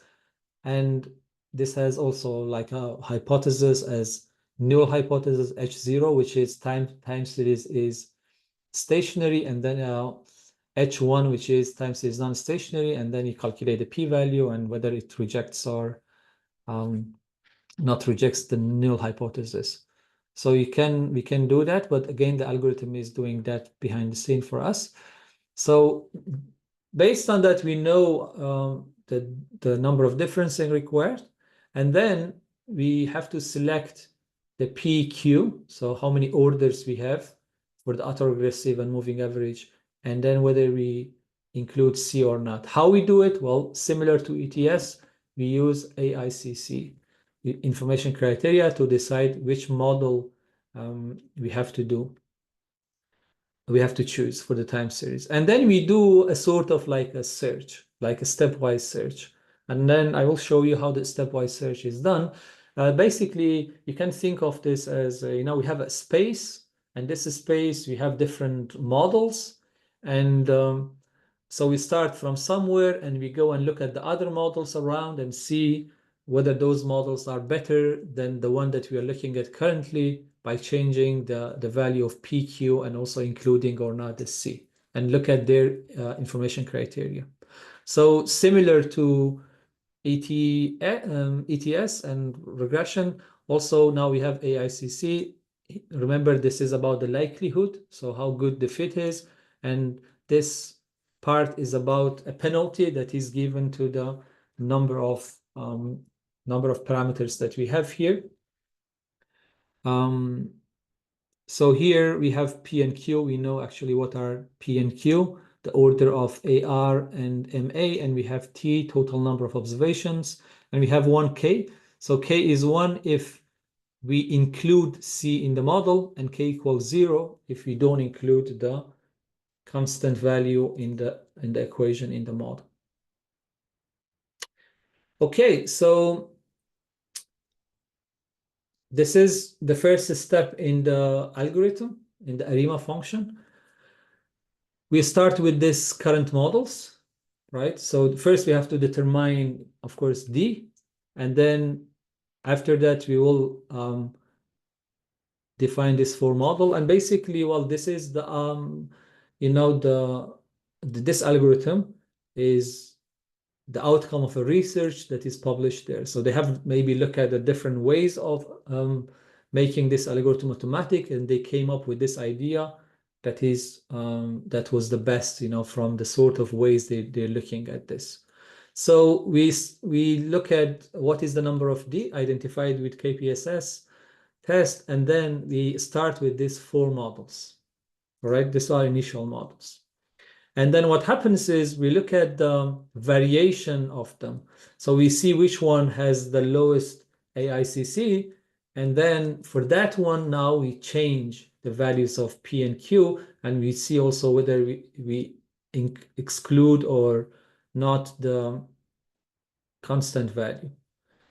And then from this, we again select which one is the lowest AICC. And we look at the the neighbors of it, and then we will see which one is the smallest, and then we repeat this process until when we don't actually have any model surrounding the model that we selected that is better.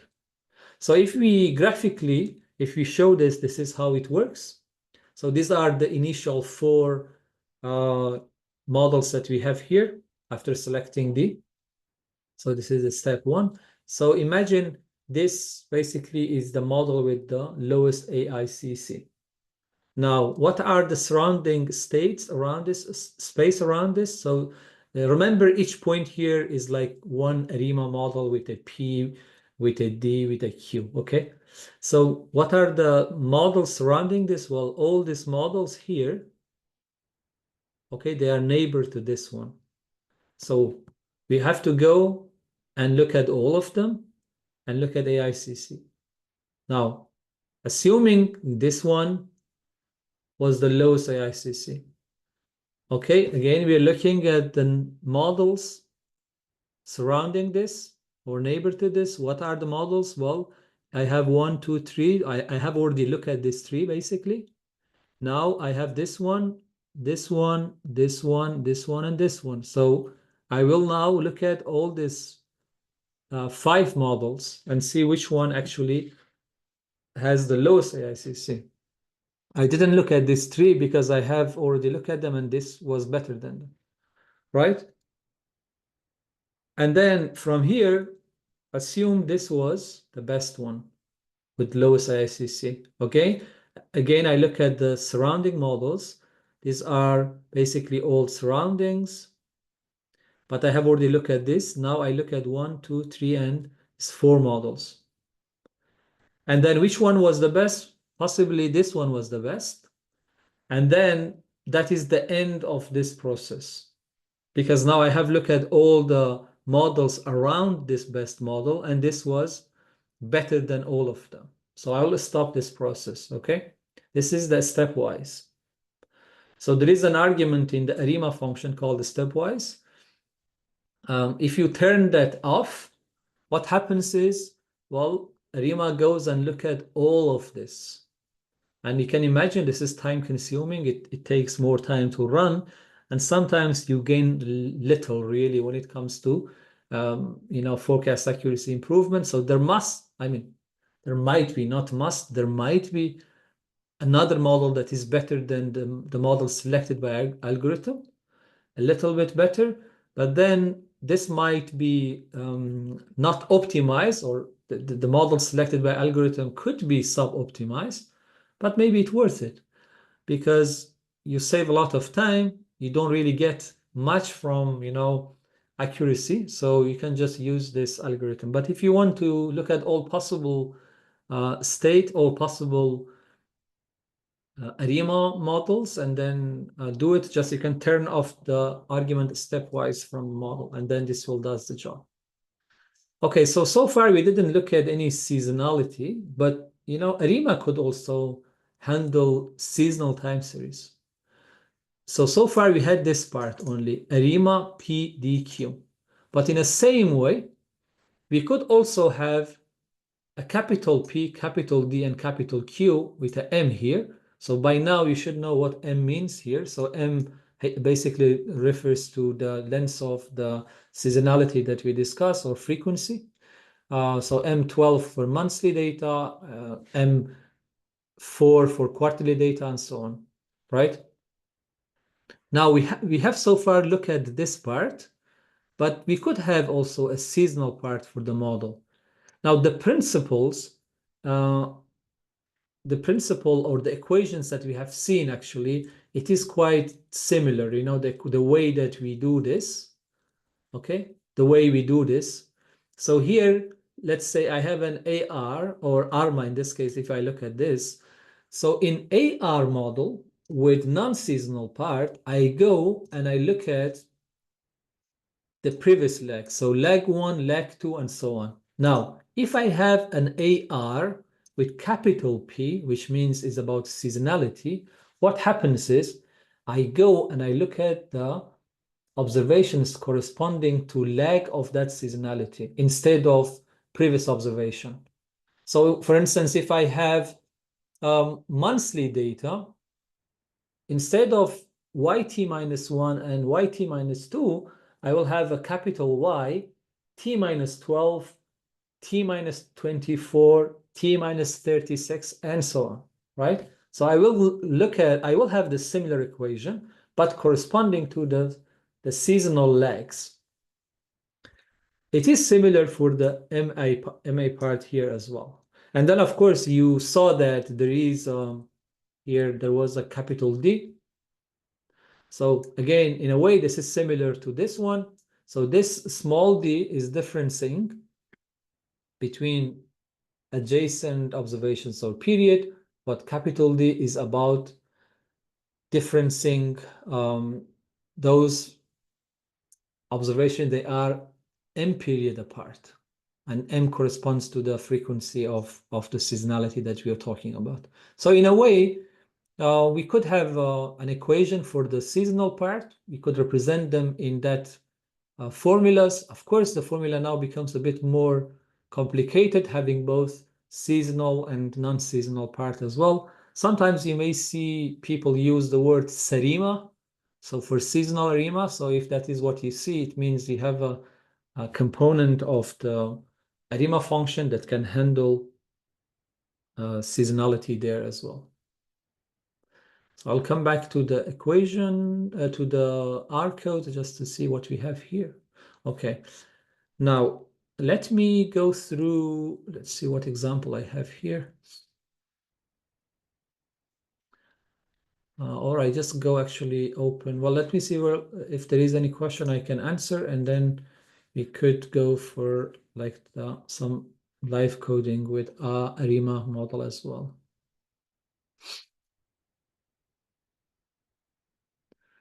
I think I answered this one.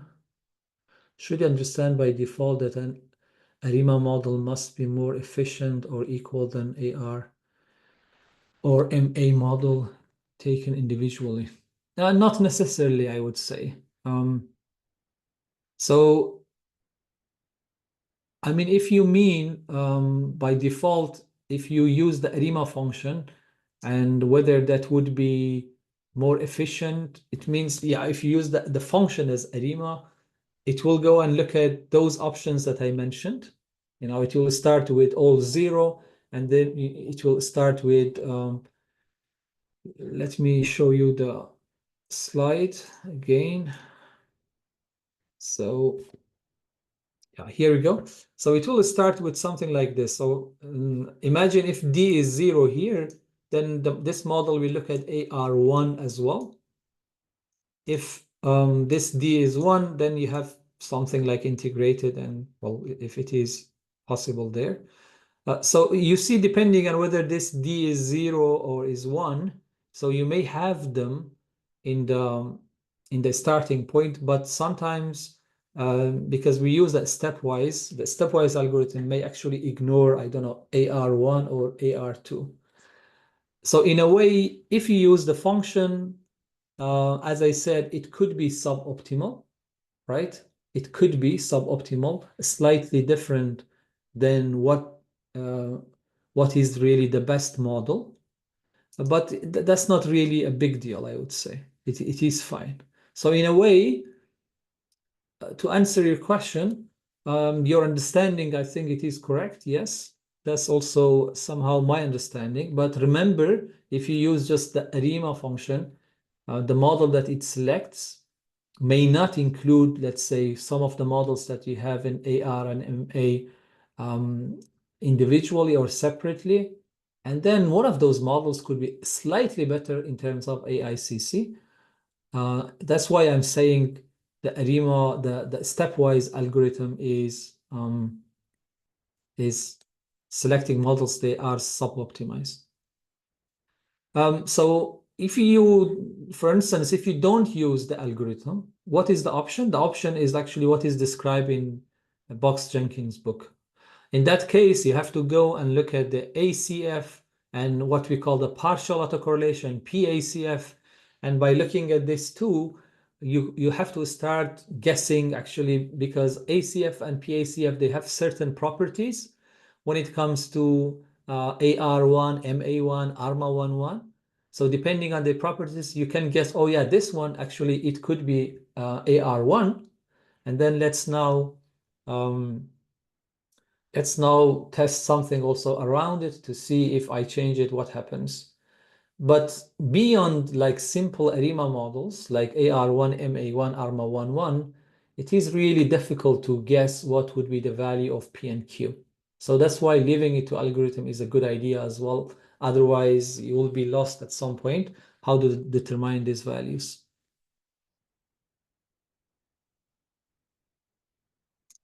So the box-Cox transformation is to stabilize the variance, right? But if you have, let's say, a non-stationary in another way, you may need to do it. Yes, you may need to do differencing. So if, again, you want to do this yourself, you can look at the unit root test, which is the one we could use here, is KPSS. So KPSS could tell you whether you need actually to make differencing after applying the Box-Cox transformation or not.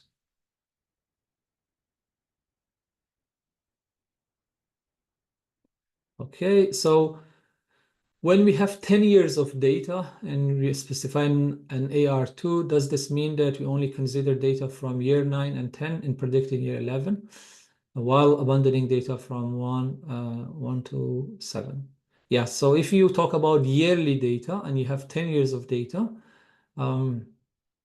so yes, that's right. So it means you use just lag 1 and lag 2. Right? So if you have 10 years of data and you want to predict year 11, let's say, yeah, yeah, you use year 10 and year 9 in that case. So that's why you could have that AR2, let's say, if you believe that is the most appropriate one, but you could also have other toolbox that, as you said, don't ignore the other older information if they have relevance. And exponential smoothing actually is one of them. So exponential smoothing will use the older data for that.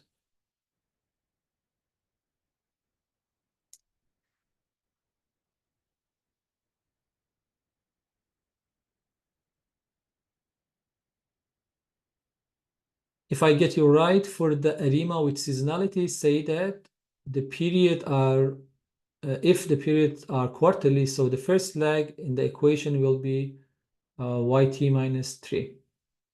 So again, it depends on which period you're looking at, but here it will be YT minus 4.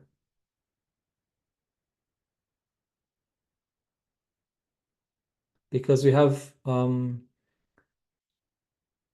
no, sorry, yeah. So I'm sorry, you're absolutely right. So because we have four quarters, so each of them we have 3 months, and then so you have, let's say, YT minus 1, YT minus 2, and then you have YT minus 3, YT minus 4, and YT minus 6. So that will go and corresponds to YT minus 3.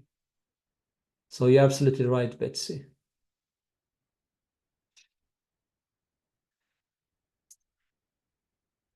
So it is very similar to AR, but it just corresponds to the lags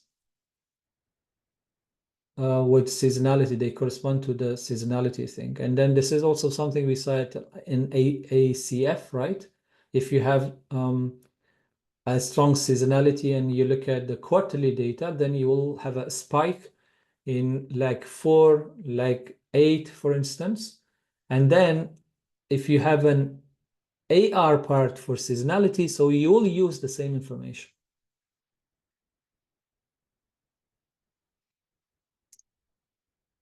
All right. Okay, now let's start actually moving to the R session. So let's also do some, so I will just call this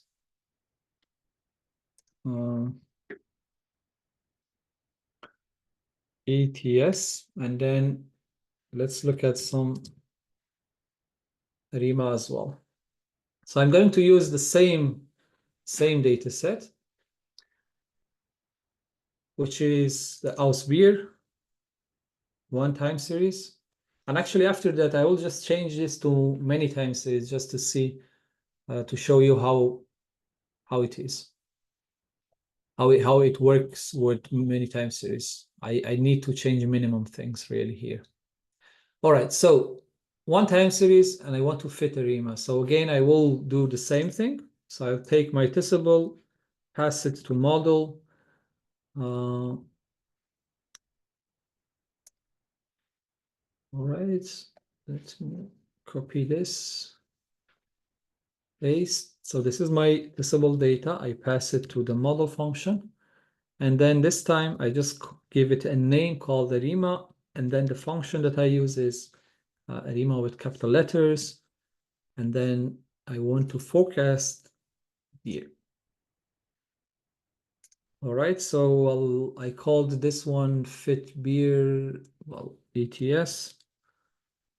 I use a similar name. This time I change ETS to be ARIMA.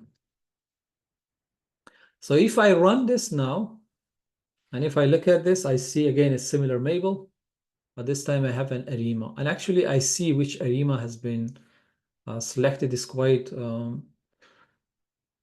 is a complicated one. Now we could use all these functions here. Let's just have a quick look at them one by one. I just replace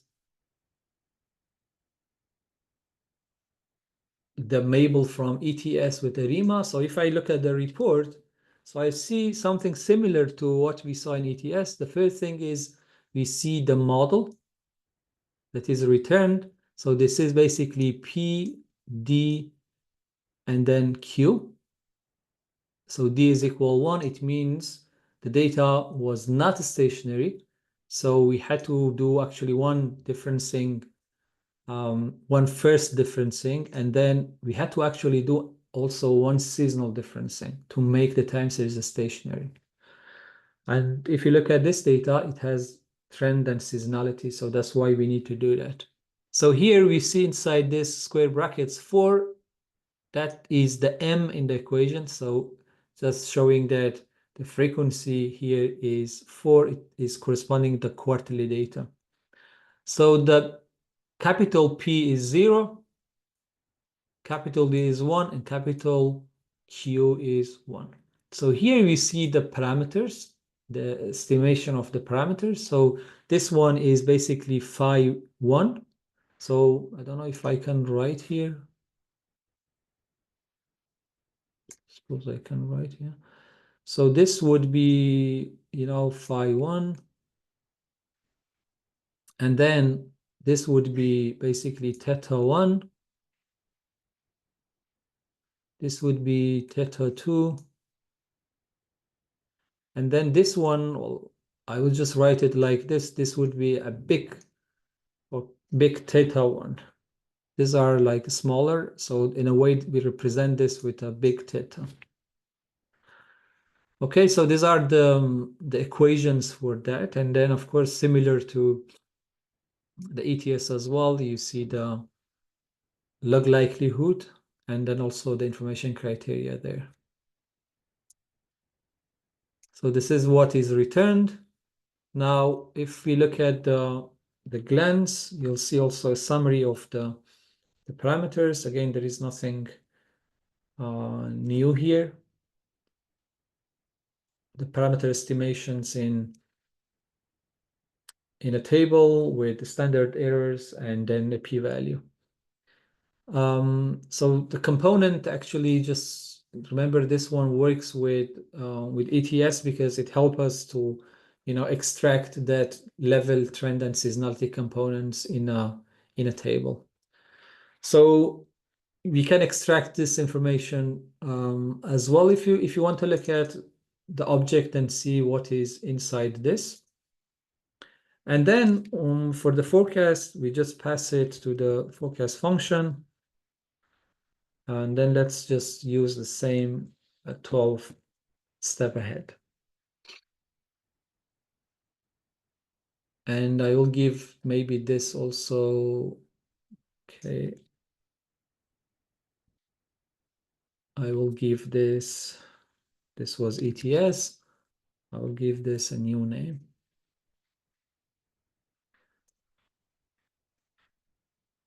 All right. So we have now our fable with forecasts and the distributions as well. Now, what happens if you want to manually dictate or impose some models here? Well, let's just call some of these models model maybe 1. So I put a comma, enter, and then I put an ARIMA 1. And then I could use this function called PDQ.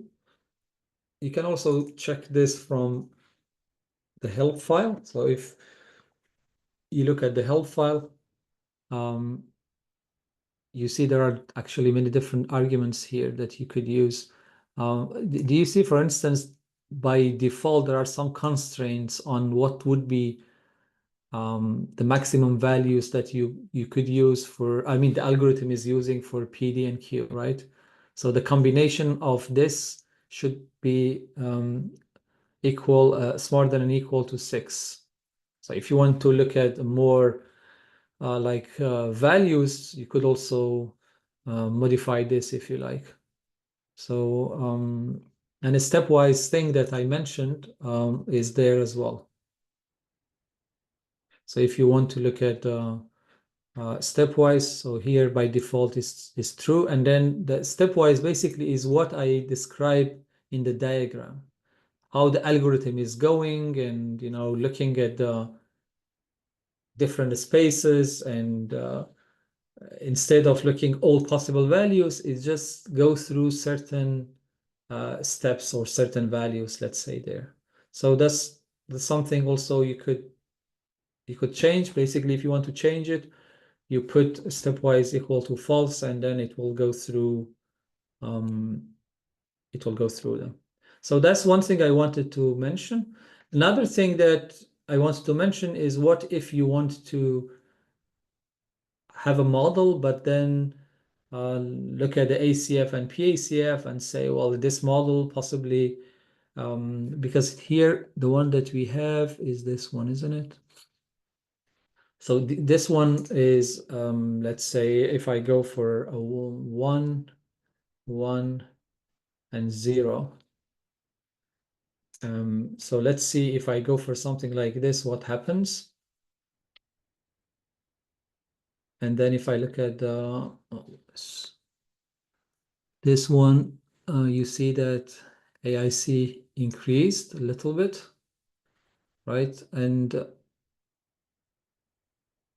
so that made it worse. If you want to make it a bit simpler, instead of having all those components, seasonal, non-seasonal, and you just use basically this part. And then if I, let's say, have also PDQ function, if I have just something like this, do you see what we get? It becomes even worse. So if you ignore basically the seasonality part of it, right? So having basically leaving the model selection to the algorithm, it seems like is a better option. But if you want, you can also look at the ACF and PACF of the data, like the one that we have here, basically. But as I say, based on experience, it could be quite challenging if you want to get basically the best thing that works for you. So this is basically the ACF, and then you have the autoplot. So this is basically what we get as the ACF. And then we get also a PACF, if you like. Yeah, so I think the one that it selects here,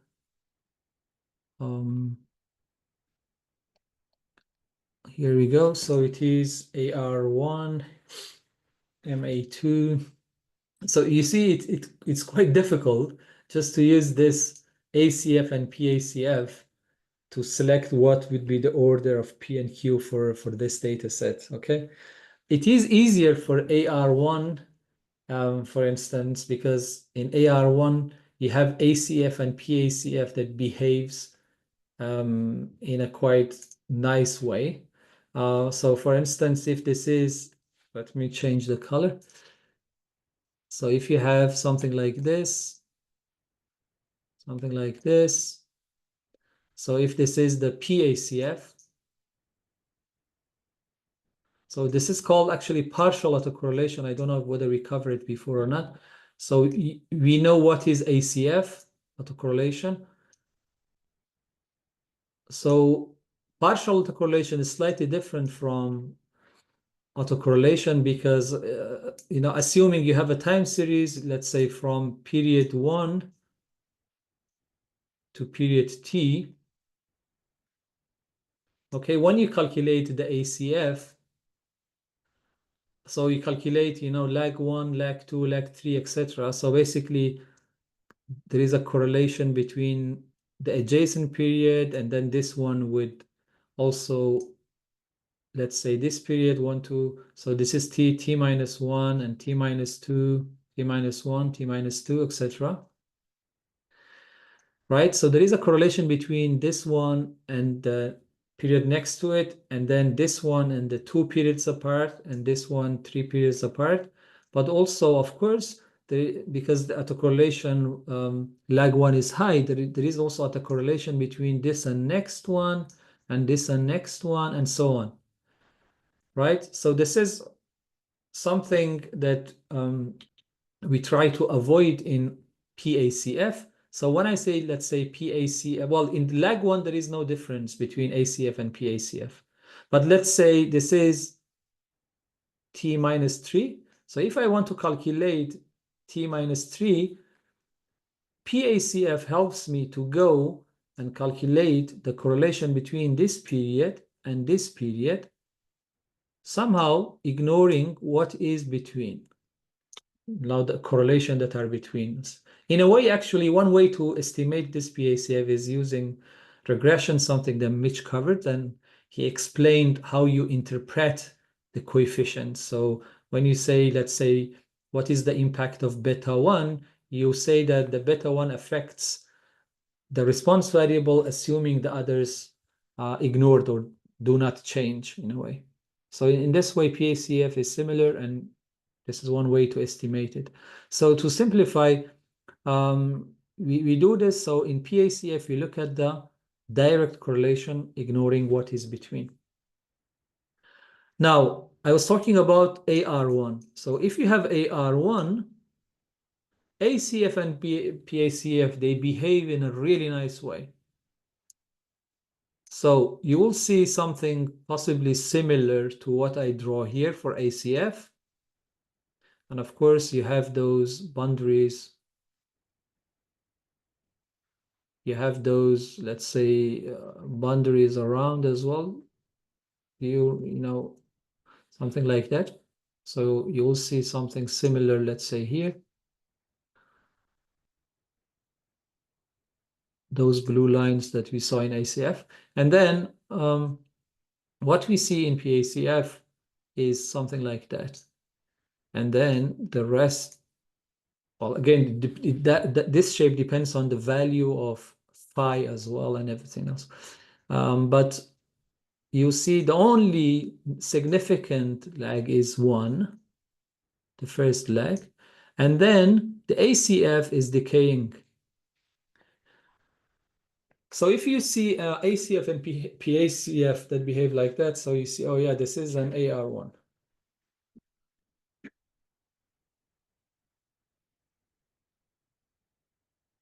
And then you have something similar for MA. In this case, for MA, you have a significant spike. You have a significant spike here. And then for the PACF, you have something that decays.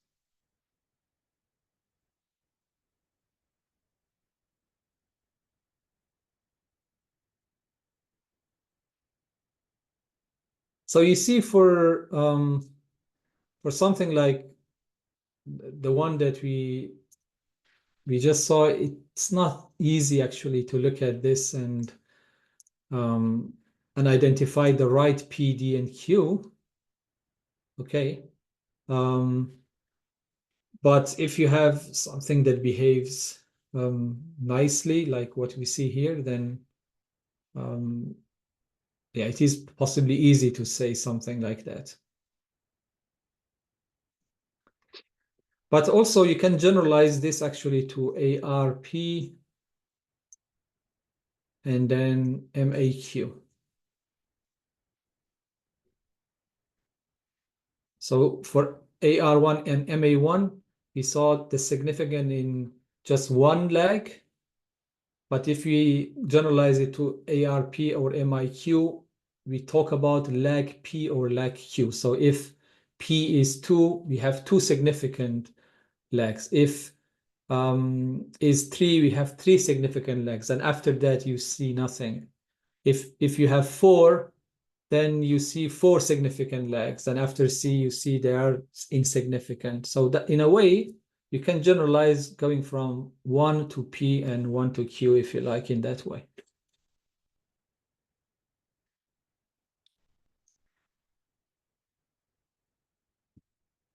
Okay, so let me see if I can get rid of this in a way. Yeah. Okay, so this was just, I will put it here in case you want to look at ACF and PACF to decide PQ, then PQ. But as I said, is quite complicated. And actually, this is what is covered in Bucks Jenkins' book. So by looking at ACF and PACF, you see if you can guess what would be the value of this P and Q and D. Okay, so I want to do one more thing, and then we'll see if there is any question. So I told you how easy it is actually. Let's say tourism. So if I look at the tourism data, so you remember tourism data has 304 time series, and this is because we have keys. This is also a quarterly data. Now, so far, I was doing the modeling and forecasting with one time series. Now, let's assume now I had this code and I want to adapt it to many time series, okay?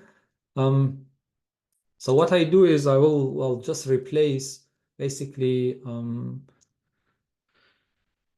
I could actually keep it as well. Just let's create 2 things just for you to have this as well. So ATS with 1 series, and then ATS with many series. So here we use the tourism data.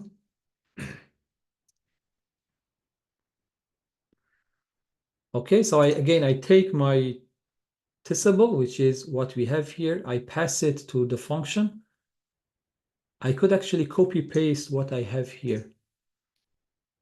You know, as you start using this, you know, R and Fable more and more, you can start using also this copy paste functionality. Now, what I need to change here, well, I look at my tourism data. What is the variable from this data that I want to forecast? Can you put it in the chat just to see what you think?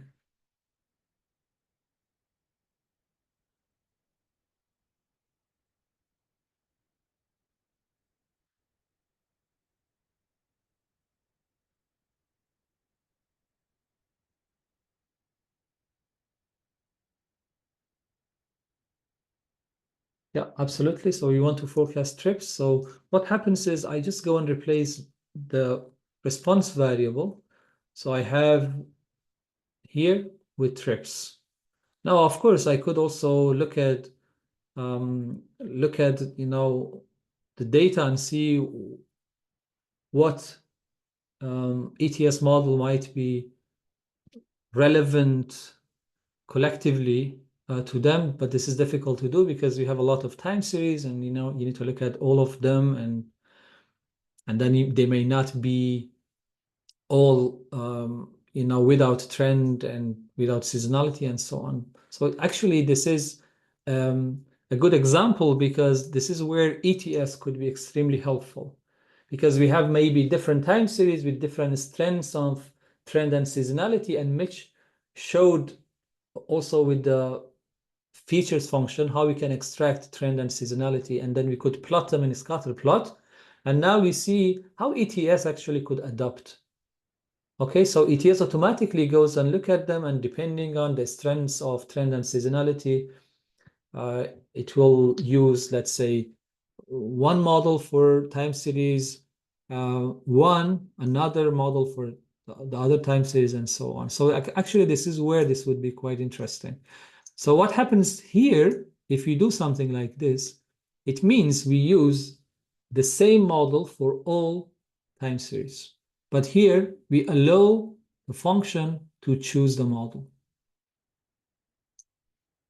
between those 15 models that we have. Okay, so this is the only change I need to make here. So if I run this, you'll see it takes a bit of time, couple of seconds, hopefully, comparing to the previous one, which was one time series. And this is something you need to be also mindful when it comes to running. If you have many time series and you use automatic algorithms, the running time increases.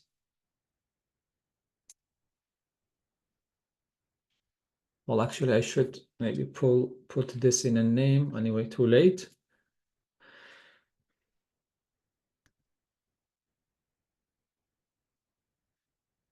So you see it's still running.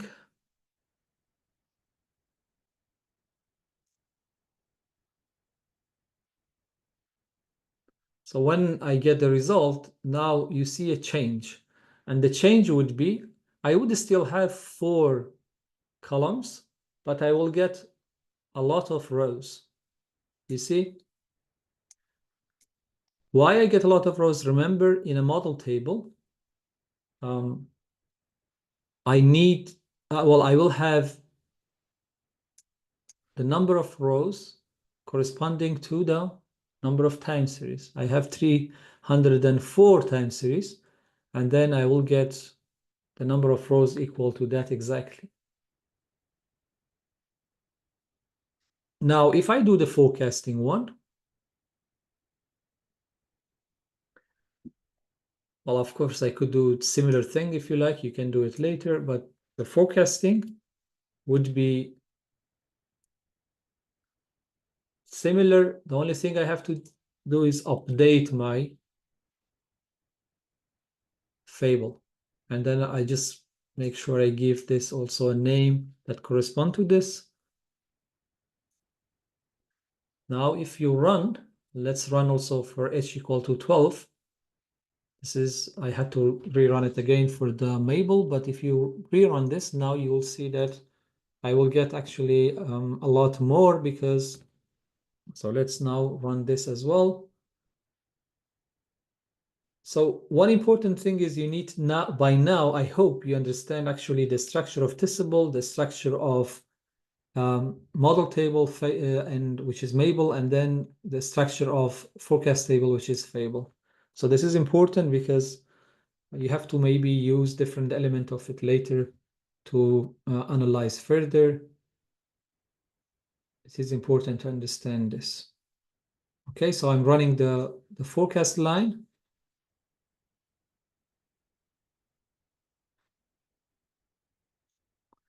Okay, so the forecast is here. So now I get actually a combination here. Okay, because I have 304 time series, and I have also, so 304, and I have 4 different models, then this is the combination I get. That's why I get this number of this number here that changed from 300 to 1216. Now, because I had my previous keys, and remember, for each combination of this, I will fit one model as well. And I have 4 different models, and then 4 multiplied by 304, it gives me that number there. Okay, so that's why we get this number. So we could do something similar actually to ARIMA if you like, but let me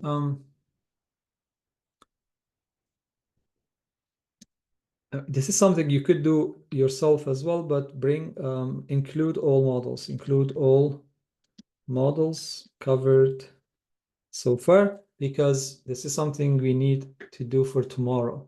So I will do some copy pasting here. Let's do it with one model, one time series, sorry, and then you can do the many time series later if you like. Okay, so I will actually delete this one. So I have exponential smoothing. I have seasonal naive average. I will just include a naive as well, just to have all those models. I mean, not all, but we could include drift if you like. It's not a problem. Let's just leave them like that. And then I have ARIMA. I just put it in the next line just to be a bit more organized. So I have ARIMA. And then I have also regression, let's say, just call it regression. TSLM. And then, of course, you can work on this and make it better, especially when it comes to TSLM. And if you have predictors, you could include them as well. But so far, we don't have any predictor.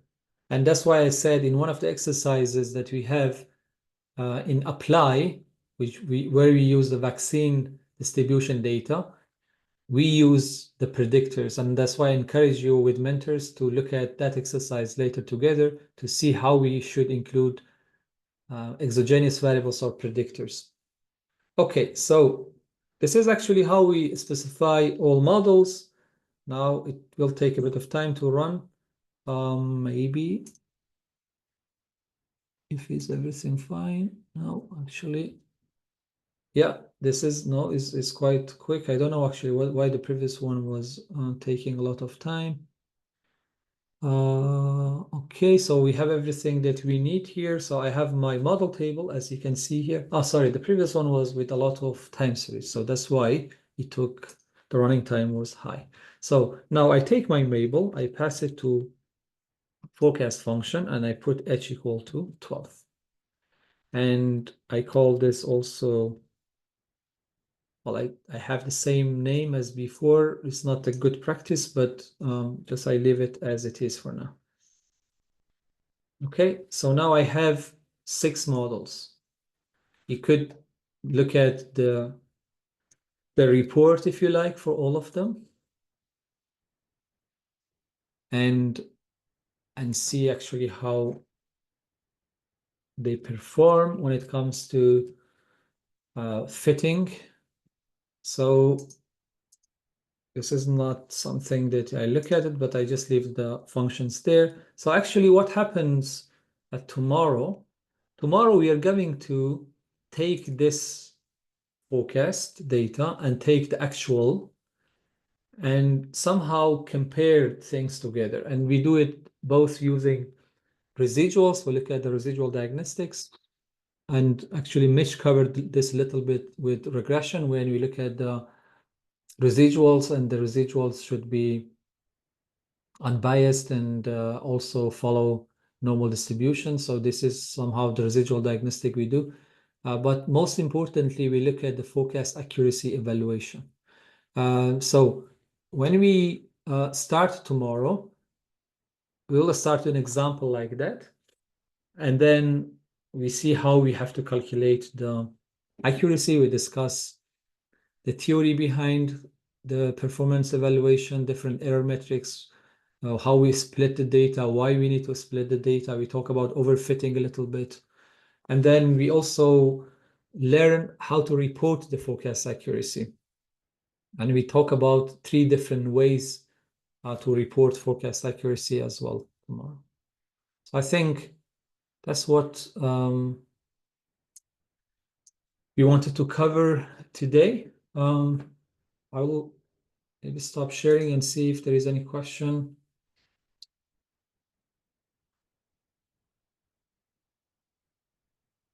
Yeah, that's true. So if you have trend and seasonality in the data,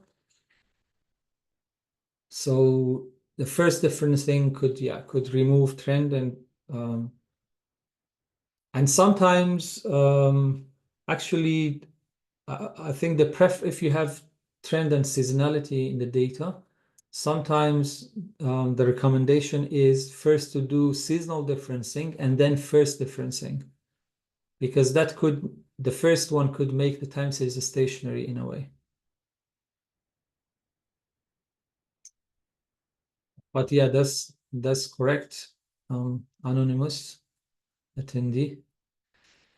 So what will be the final mathematical functional form of the equation when we difference? Yeah, this you can, Hassan, you can have a look actually at the book. I think there is an example there, but if is one difference thing, it's not very difficult to derive the mathematical equation. And there is also a form that, again, because of the nature of this workshop, we didn't discuss here, but there is a form called backshift operator. So backshift operator or backshift notation, I put it here if you like. You can have a look. So that actually helps to represent the ARIMA functions, ARIMA equations in a much simpler way. And when you do differencing, that could help as well. I don't know if I put the answer in the right box, actually. Yeah, maybe not. So here we go. So, but as differences increases, like, the second differencing and, you have a seasonal differencing, it's quite challenging actually to represent them mathematically. And if, the orders of P and Q also, they're high, so it becomes challenging. But you could maybe start looking at AR1, if you like, with one differencing. And if you need any help there, just let me know. I can help.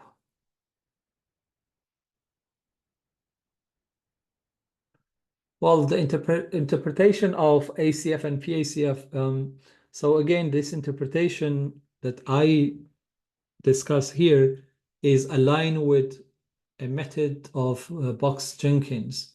So Box-Jenkins book, again, is a book in time series analysis. They use ACF and PACF to determine the value of P, Q, and capital P and capital Q, right? So that is the reason I presented them here. So the interpretation changes depending on, whether P is 1, whether Q is 1, or whether they have different values. But in general, if you have an ACF, right, an ACF that decays, and then you have an PACF, you look at the PACF, the lags of PACF, let's say they have only one lag that is significant, the rest are between the blue lines, that don't exceed the blue lines. So that tells you the process that you have for this time series is AR1.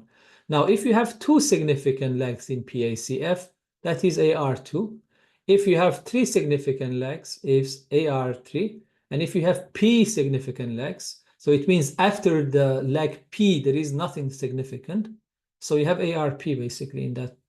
So you have something similar to MAQ, but the MAQ is inverse. So you have ACF that has the spike, and then PACF that decays from like a higher values to lower values.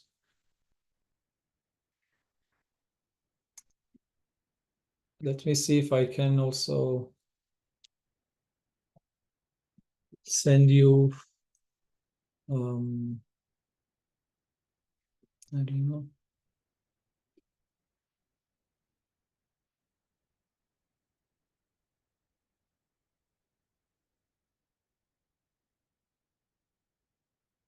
Yeah, so if you look at this for like a more description of that, you can also have a look at this chapter.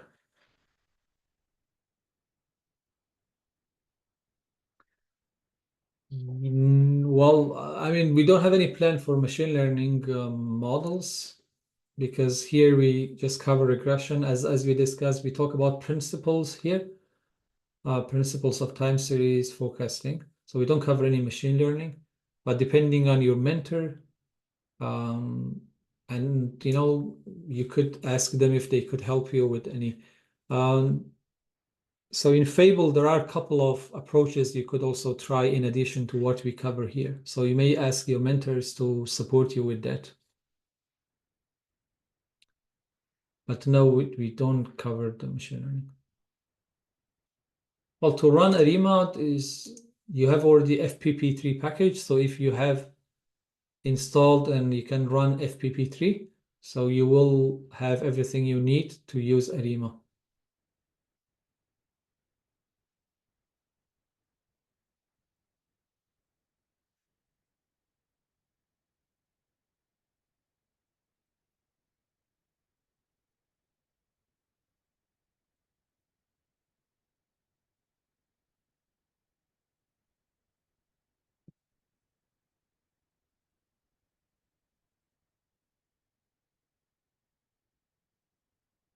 So the Theodore, so the question in some cases we see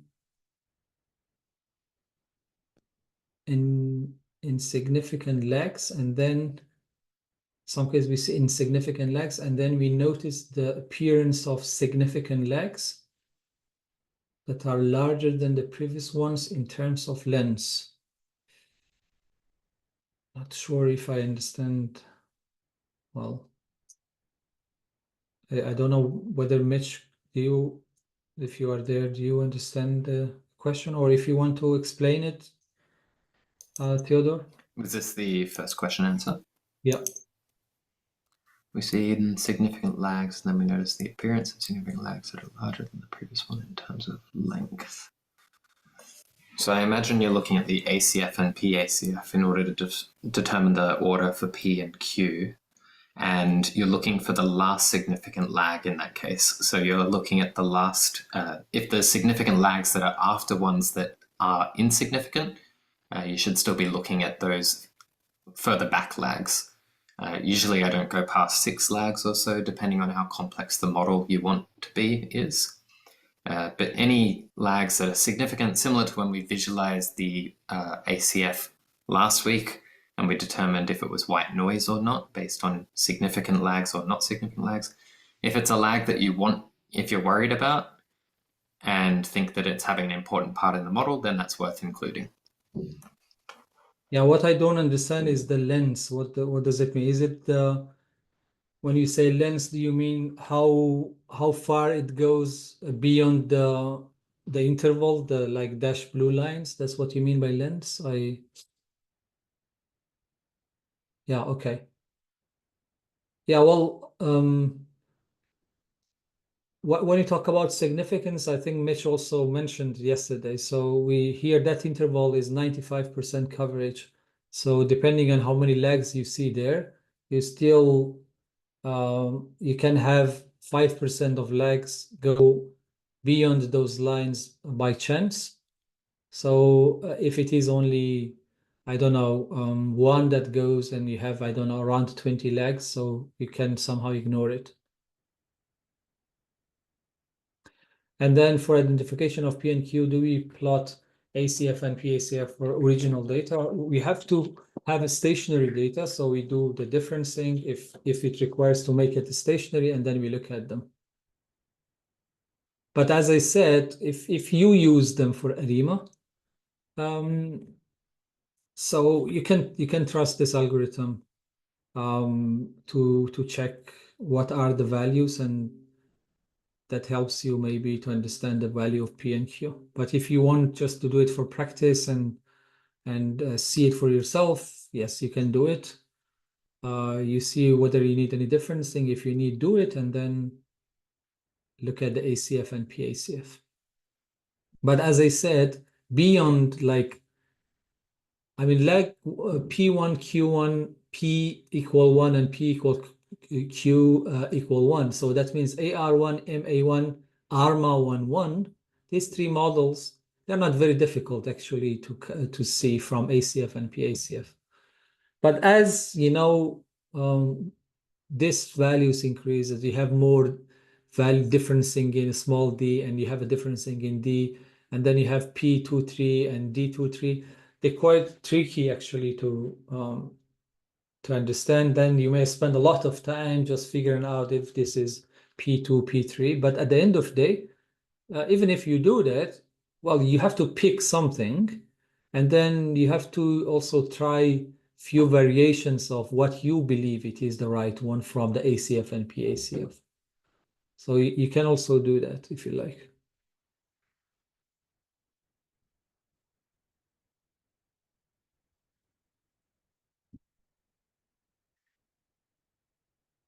Okay, so but yeah, you have remember, there are a lot of materials that you could also use. I will again put the link to Rob and George's book. You can have it always there as you go through the recording and our material as you need. The book is a more detailed, so you can always have it and go through it if you like.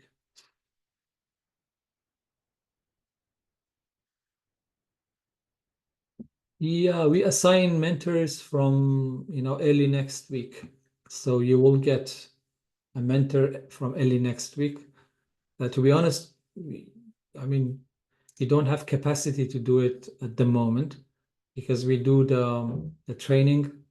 So, and I'm managing the Slack channel, so I need, to finish this and then start putting people in the group and also inviting people to join the group. So that will take a couple of days, but we will start mentoring from early next week.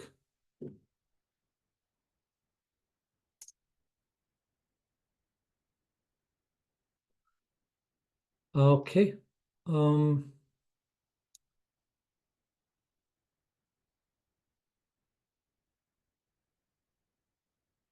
We don't use WhatsApp, I'm afraid. We use a Slack channel. So you will get an email. So we'll invite you to join the Slack channel. So all the mentor activities will be there.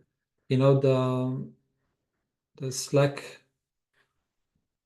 channel, I think it is there. I showed you. Maybe I'll actually stop the recording.